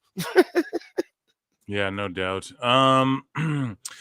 So we did WWE news. We did pretty much every news. I'm gonna give you guys a sicko or a Meltzer. What do you guys want? Flutes in the chats or ooh-ah-ah-ahs? What do you guys want? Sickos or Meltzers? Chat's gonna let me know. All Jake, what do you actually? All Jake, I'm always gonna go with Dave Meltzer. Like I'm always gonna go. So with it There's is nothing time funnier for to me than picking on him. Like he's just because he's so smug about. If he wasn't such a dick about it, you know, he's just. Oh well, reading is your friend, and punctuation is yours. I know, dude. Yeah, he's the king of like run-on fucking sentences. It's Yeah. hilarious. And People just- put flutes in the chat. Yeah, everyone likes the flutes. Everybody, yeah. I mean, Okay, well, it is time for your favorite segment, my favorite segment, the world's favorite segment, Meltzer's least favorite segment, but all Jake's favorite segment, and it is called Dave Meltzer's Dumb Moment of the Week. So what do we got? I'll give you guys a few here. There's a video here we're going to watch. I've had it bookmarked for so long. Meltzer listens to PWT confirmed. Yeah, we're going to keep that in here. Meltzer blocked me on X for sending flutes. That's hilarious. Dave and Brian, this is from Meltzer Said What? He says, Dave and Brian are going to need marriage counseling after today's fight on Wrestling Observer Radio. Dave's voice went to new record high pitches while defending, you'll never guess, Tony Khan. AEW booking, Dave busted out, when I was a kid at the Cow Palace. This is gold. Clip later. The fight was over Deonna Purrazzo. So, of course, we got the clips from Meltzer Said What. So Dave and Brian almost end their 3-decade-long marriage over Deonna Purrazzo facing Hikaru Shida on Friday. the day before Sheeta gets a title shot against Mercedes Moné at the pay-per-view. Now, this is a bit of an old one from like a week ago or whatever, but yeah, we're definitely gonna still go over it. Yo, Phil Marks, have you talked with JD from NY yet? No, but I'd be down to. So like JD blocked me at first and then he unblocked me. So obviously he knows like that I'm cool with him and shit, but I just disagree with a motherfucker, or I'll agree with a motherfucker. And when I disagree with people, sometimes they don't like it. I never really went hard at him, but no, I'd love to have him on the show, or I'd love to go on his show. Yeah, for sure. He's cool, like whatever he's doing, I just think, yeah, his difference in taste is more what it is. But no, I haven't talked to him. That'd be dope. I'd be down. I'd talk with anybody. You guys know that, like literally fucking anybody. So, yeah, I'm completely open to that. And you're not the only one to ask that. It seems like people want us to link up. So let's make it happen, guys. Start letting them know it's what you guys want. But yeah, here's Brian and Wavy Davy getting into a tussle. And let's hear it here. I'll bring it to the top. Then Deanna Purrazzo did a promo. Hikaru Shida is facing Deanna Purrazzo the night before she gets a championship match on pay-per-view. Yes. Why? But it's not for the title shot. I know, but it's just weird. It's just a match, just to give her a win. That's the problem. They all shouldn't just be matches. Some matches can be just matches, but most of them shouldn't be. I mean, that's happened only a billion times in wrestling. It's not anything. Just to get her a win a billion times. Yeah, when shit was not on TV and you know what I mean? People are doing territories and people are doing towns. Like, yes, you get people wins on TV, but they're always built up to in some way a little better than this, like or at all. Than at all. Exactly. Get worked up over. I don't think Cody is doing a singles match the night before WrestleMania facing Roman Reigns. Exactly. I'm positive that did not happen. Okay, but guess what? You could probably count times that the challenger champion wrestled a match on SmackDown before a pay-per-view, or on a Friday show, or on the Go Home Raw when they didn't have Friday or whatever. It happened all the time. This is not unusual whatsoever. I want someone to. Yeah, for AEW, that's a completely unusual place, Dave. So that's what you don't understand. Go back and check this one out. Hundreds of times. The challenger for the world title the next day, wrestling on SmackDown. No, on SmackDown on the Friday before the pay-per-view, wrestling in a match. The day before. All the time. A singles match, the challenger for the title. All the time. All right, someone's going to find this. I guarantee it. All the time. It happened. Oh man. WCW. Before their pay-per-view. Okay, but I thought WCW was the shits and died and shut the fuck up Bischoff and blah, blah, blah. So why is it okay that they did it in WCW? Use all the time. It happened on Mid-South. I'm not talking about that. I'm talking of late. And Mid-South Raw from before they had SmackDown. What does any of that matter, Dave? I know, dude. It's so stupid. Fuck, man. Mid-South Wrestling. I'm talking about. I want to see the Mulkeys in 2024. I'm talking about the history of wrestling. This is done all the time. I mean, this is not the slightest bit unusual. I find this very unusual.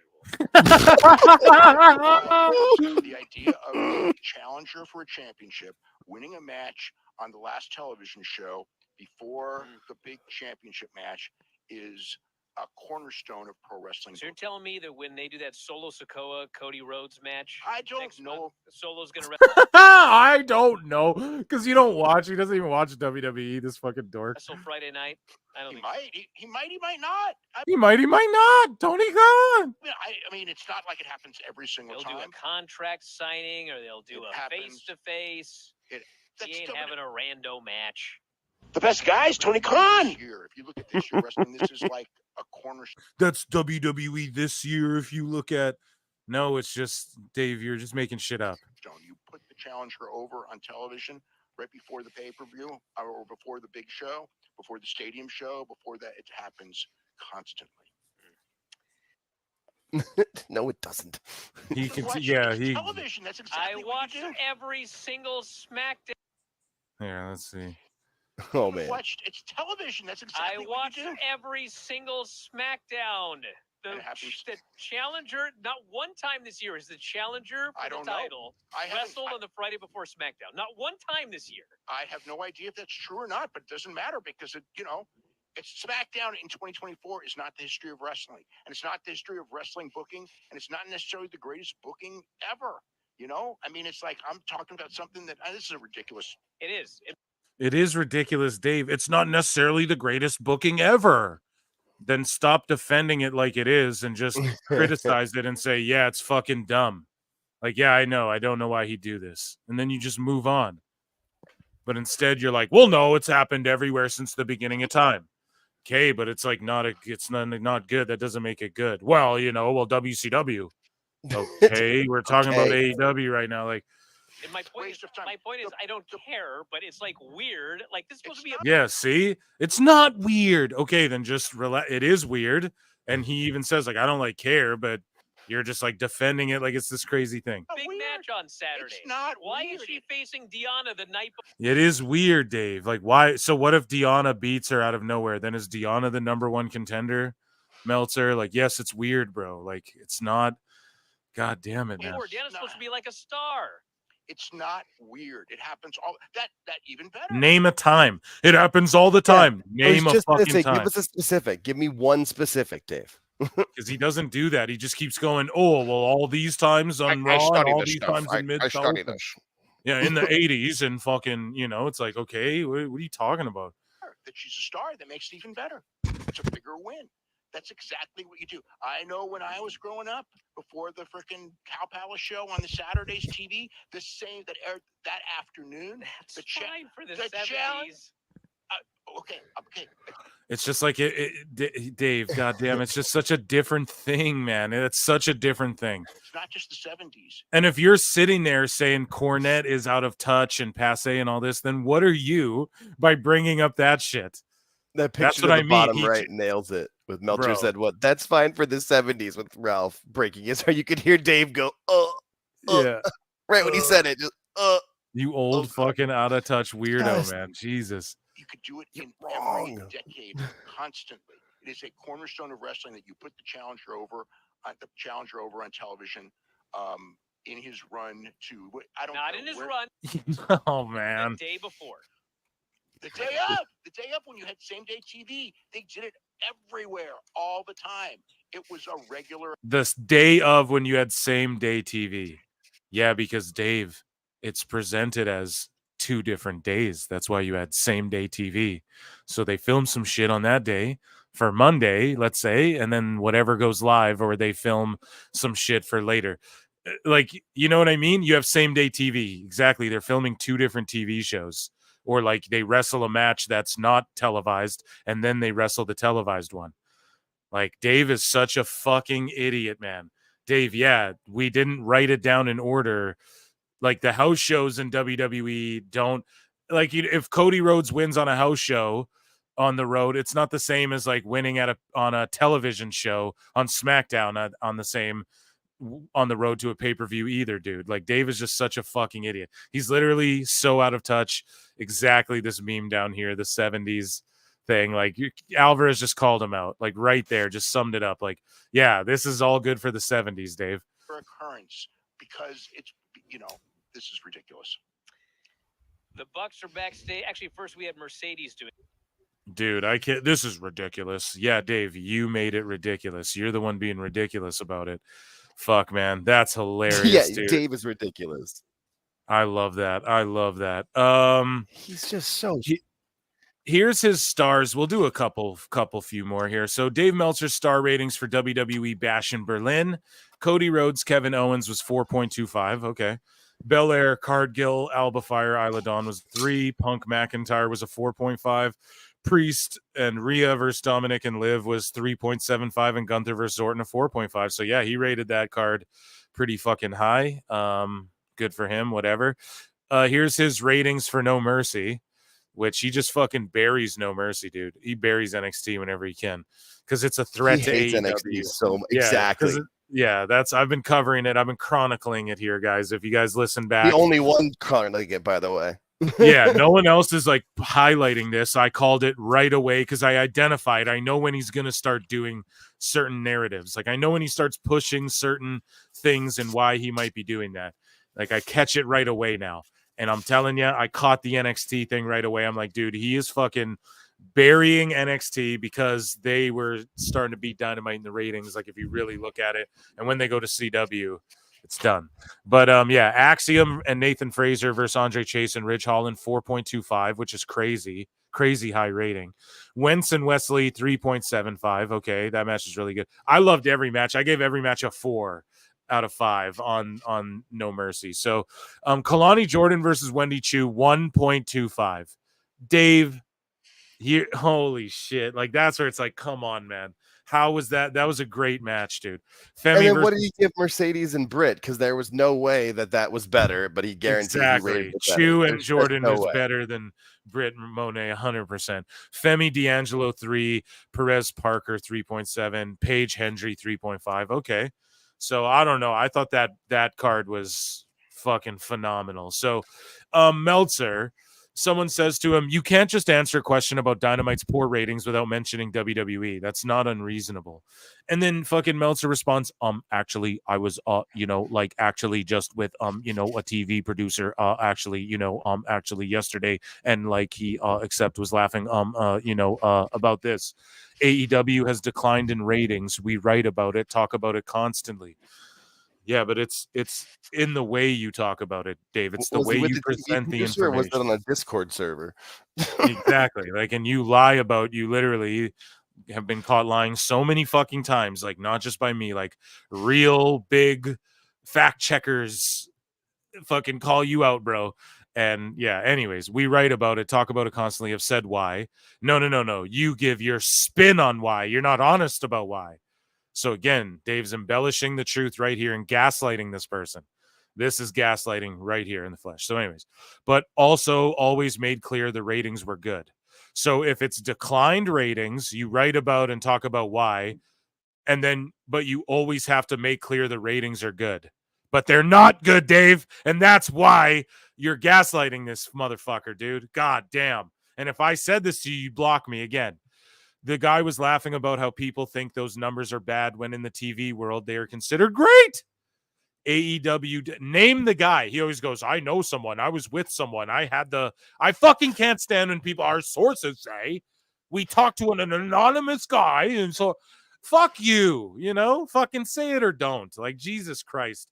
Like now he wants to play journalist and hold his source. Play around like me, dude. If I'm onto something, I'm like, you guys know, I might know, I might not. Like, I make it funny. You guys got to do better, man. Like, be the news or don't be the news. Say who the fuck said it or don't say it. The guy was laughing about who was it? Bugs Bunny?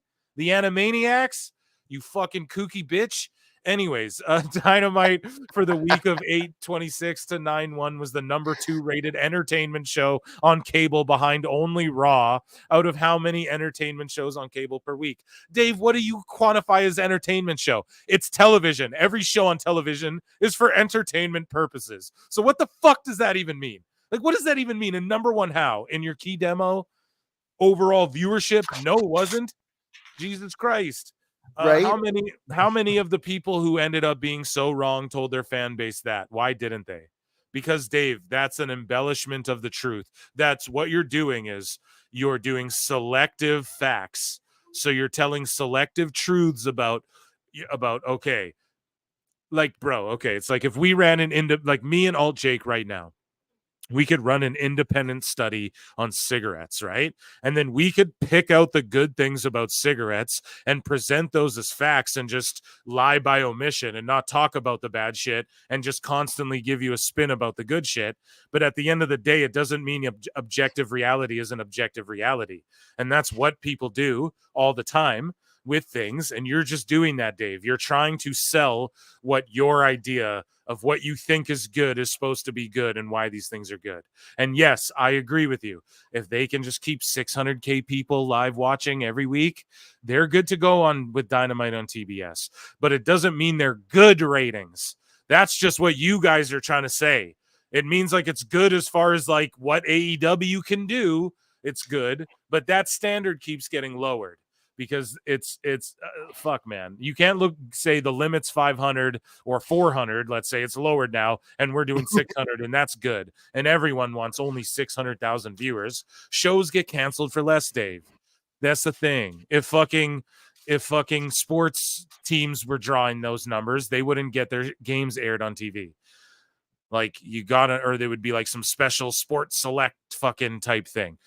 You ain't hype for $5 says, have you listened to Devontae Rackley? He'd be an awesome guest to have. Bruv got some series that touch some hot topics. You two would kill it. Fucking tag me. You ain't hype. Thank you for the $5 and tag them. Let them know I'm down to collab with anyone. Everyone knows that. So yeah, let's fucking go, and I'm down. Let's get into some hot news, some hot topics. I'm into it. Shaggy Phil 73 for $10 says, and I just botched again. I have to fucking here we go. We'll start that. Okay. Shaggy Filth 73 for $10 says, for the Kitty Fund, says Dave's not 100% wrong. Challengers for the titles have wrestled nights before championship match, but the difference was the challenger was still earning their shot still. That's exactly the difference too. It's not like, oh, you're wrestling and your shot at the belt's on the line, or like anything like they're still earning their shot. It's like, if you don't beat this guy, you don't get it. Well, that's the same thing. No, because that's not how it's presented. It's presented as just like, oh, look, Purrazzo's back at a note from the dead, and she gets to fight her and steal her title shot, even though she hasn't been involved in the story at all. It's like, no, if the three people are involved in a story, sure, but they're not doing that. Dumb Dave. So, yeah, you're absolutely right. And yeah, thank you for the thank you so much, Shaggy. Yeah, thank dude, you so much. We appreciate that. Yeah, so Dave is just, he's mad that we're not telling his selective fucking journalistic points about why it's the number one show during an hour or during 2 hours of the evening because of an inflated fucking Big Bang Theory lead-in. It's the number one in cable during that hour for the key demo or whatever. Like, dude, that's why no one talks about it, because that's fucking dumb. It's dumb. That's why, because that shit, it does not matter. And then you're the ones who go, oh, the cord cutters. Well, then which is it? Are they cutting cords, or do those numbers matter? Fucking idiot. Anyway, it depends on where his narrative is, where it matters. Bro, like for reals.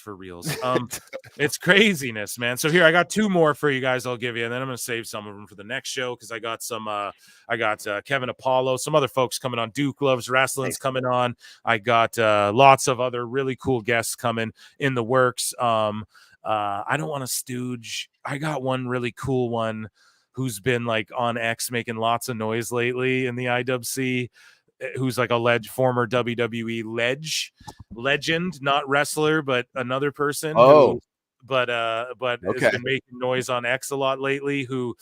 They're coming on, but it's just a matter of they're busy, awesome. Of course, busy people who just like in a month we're gonna, or less than that, probably like in 2-3 weeks we'll figure out a time and date. So can't wait for all of that. And yeah, I got looking tons forward to that. So I got to save some bookmarks for Kevin Apollo's guys. So we're going to do two more here I got for you guys. So Meltzer believes that Will Ospreay versus Pac from AEW All Out would have been the match of the year in most years in the past 4 decades. But not this year. Why? Because you give every AEW match 17 fucking stars. Dave's such an idiot. So Dave goes, it was one of the best matches ever. Bro, it was not even as good as Ospreay MJF on Dynamite. MJF Ospreay was better than MJF Ospreay at All In and Pac Ospreay at All Out. The most egregious part of All Out, one of the most egregious spots, was where Pac hit his dope like Phoenix flip splash to the outside, and then Ospreay 2 seconds later no-sells it and then climbs up the ropes and does the same move back to Pac. And it's like, bro, no, like fuck all you guys, This was one of the lower matches for me on the card of All Out. No selling just kills me. That's the worst of it all to me. I can't deal with the no selling. I just can't. Yeah, man. Just sell a little bit. So Meltzer goes, it would have been the best match of the year, probably 3/4 of the years in the last 40 years. Yeah, 60% of the time. It works 90% of the time. Like, what the fuck are you talking about, Dave? Fucking doing Steiner math over here, dude. In the last 40 years, it would have worked great this last year of 1/4 of the years. What the fuck are you babbling about? You could tell in the opening minutes of the match by that by what Will was doing, that Will in his mind, this guy can't even talk properly for fuck's sakes, was doing that Will in his mind was like, this is not going to be the normal Will Ospreay. It was literally the most normal Will Ospreay match there's ever been. Like, Jesus. Fuck. Ospreay and Alexander washes this match. It was literally the same match as every Ospreay match. This is going to be the one where you're really trying to do the match of the year thing. I didn't get that from this match at all, dude. It was the best pack match I've ever seen, and I've seen some great ones. I don't know if it was the best pack match I've ever seen, but fuck, man, what a weirdo. That's some crazy shit, Dave. You're fucking Dave. Oh, dude. I don't know if You what? You fucking mark! Dude, like, that's agenda right there, man. I don't know about all that. Yeah.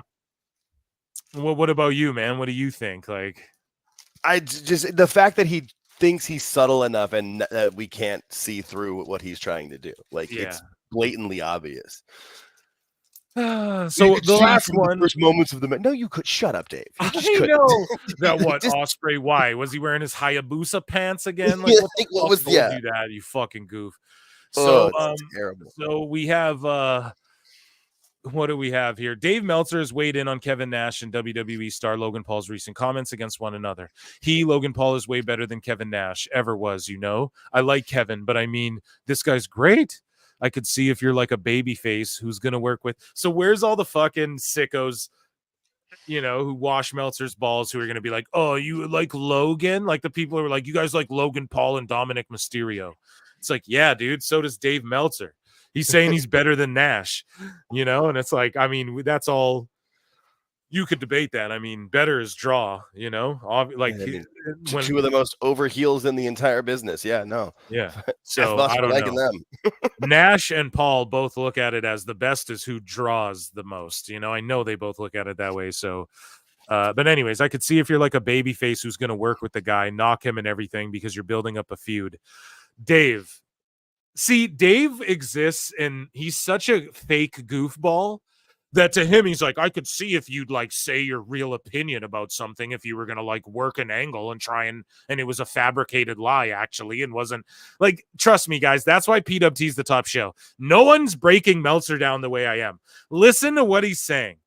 Like, Nash has been retired for like 12, how many years? 20 fucking years he's been retired. Not that long, but like, dude's been out the game for like fucking a decade plus, right? And Meltzer's like, I could see if you're like a baby face who's going to work with the guy to knock Paul and build it because you're building up a feud. Because Meltzer in his life, everything's just him working and I'm working. I'm telling you, that's how he thinks. He's so fake and phony and so full of shit and so in a bubble, in a fucking bubble of delusion.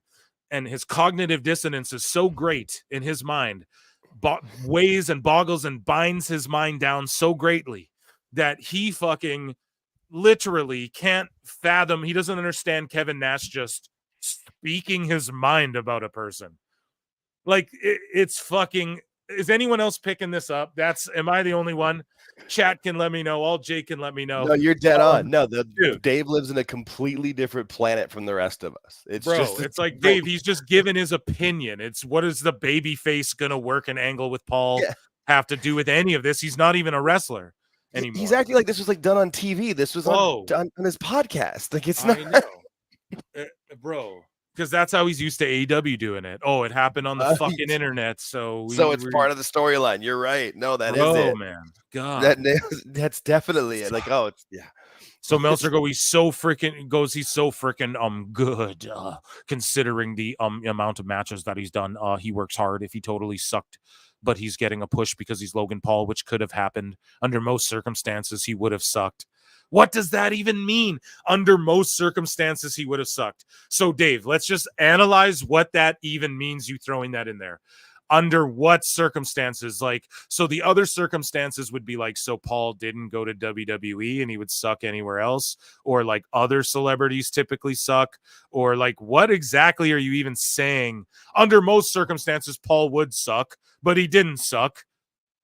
What? Like, what is, like, he says these things where he thinks like he needs to like elaborate or have the self-awareness to understand, like, bro, you're trying to put Paul over, but you're like kind of weirdly burying him at the same time. He's a fucking idiot, man. Dave's so stupid. But this guy's just one of the most natural people I've ever seen. Of all people, why knock him? Well, I don't know, Dave. Why don't you ask the sickos why they knock fucking Logan Paul too, and tell us I like baby food and McDonald's for liking Logan Paul more than Daniel Garcia. Why don't you fucking ask some of the sickos? Those are your peers. You don't block them. You'll block me if I fucking were to respond and give you the answer why, dude.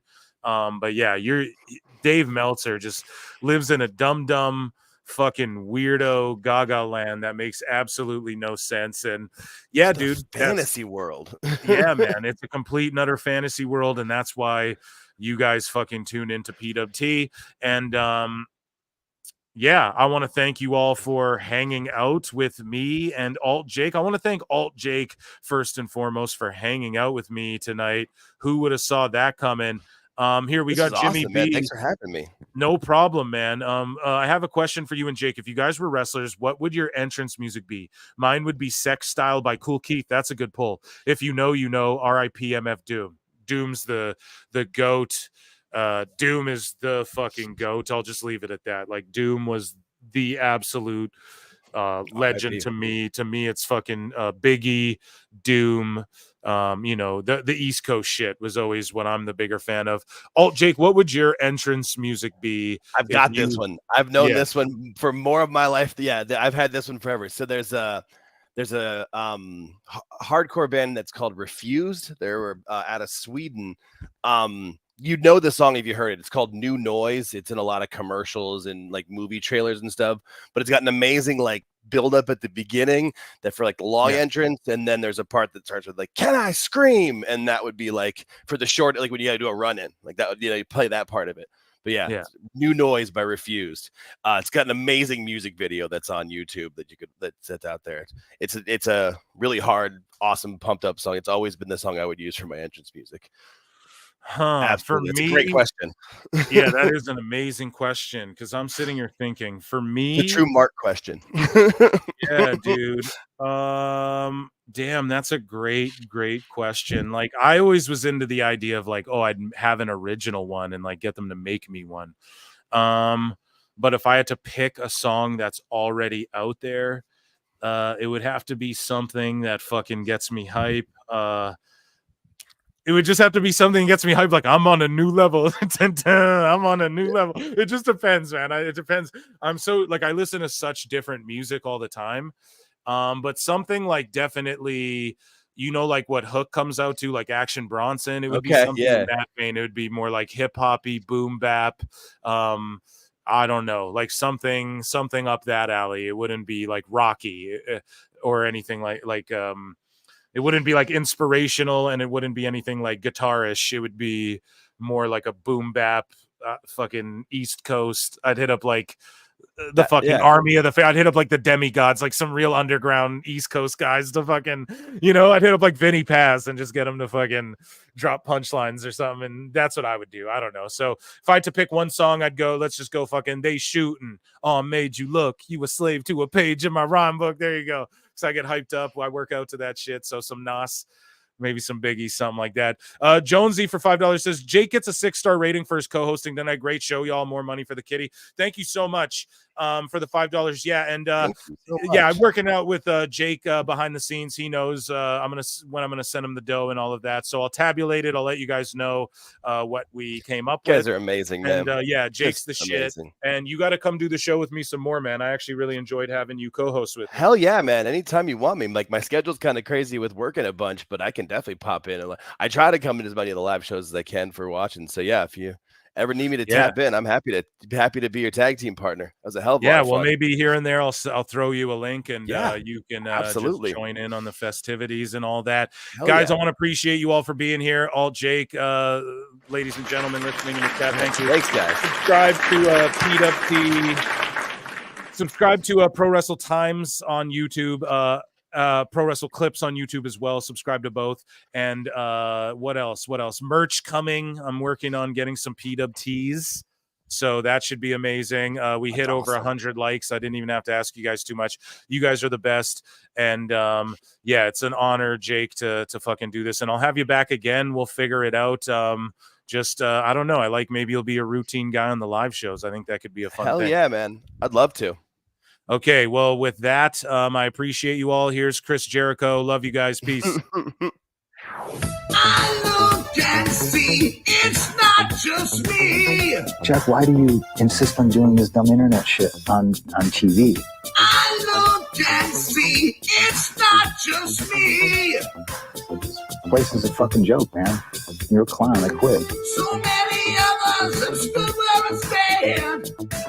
We are the young, so raise your hand. So many of us have stood where I stand.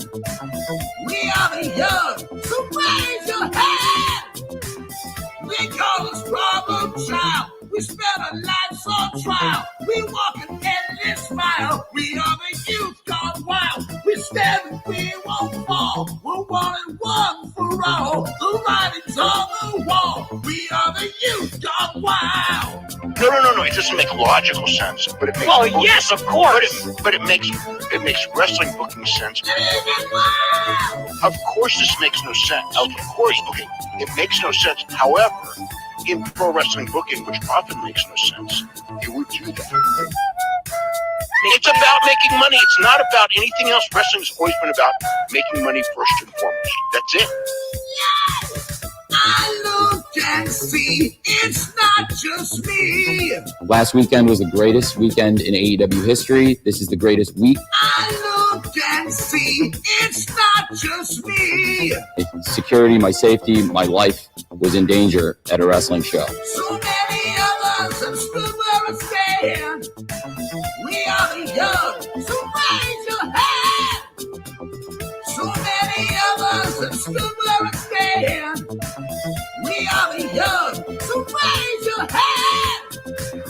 We call us problem child. We spend our lives on trial. We walk an endless mile. We are the youth gone wild. We stand and we won't fall. We're one and one for all. The writing's on the wall. We are the youth gone wild. We call us problem child. We spend our lives on trial. We walk an endless mile. We are the youth gone wild. We stand and we won't fall. We're one and one for all. The writing's on the wall. We are the youth gone wild. Living wild. Yay! If you're familiar with how we do things often here on these Wednesdays, it's a lot like one of my favorite movies, Time Cop. What? Fuck you. Fuck you. Yeah! Yay! SDL. Two bad bitches, one hot track. B3 CCA, bitch. Two bad bitches, one hot track. Hello. It's that B3 flow. You said you know me? I think you don't. My friends are rich and you're looking hella broke. With Matt, I'm the real rough rider. Can't keep up, my arms must be tired. Slow-mo, super villain, Zack Snyder. You talk shit, but I know you're a subscriber. DSL on our lips cause we're naughty. Hannah Montana acting like Miley. We can't stop cause we're the life of the party. Got your man squirming Scotty too hottie. SDL with the $sign ho. B3CCA with the 3 cause I'm cool. Face hat, ass fat, say that. Two bad bitches, one hot track. Haters got no grip, that's priceless. Haters got no pictures, that's wifeless. Diamonds in my mouth, I'm priceless. Always ready for a fight, come try us. You thought I'm a thotty, you thought wrong. Just a hottie with a body and a thought. You wanna fight? Let's get bloody like Gary.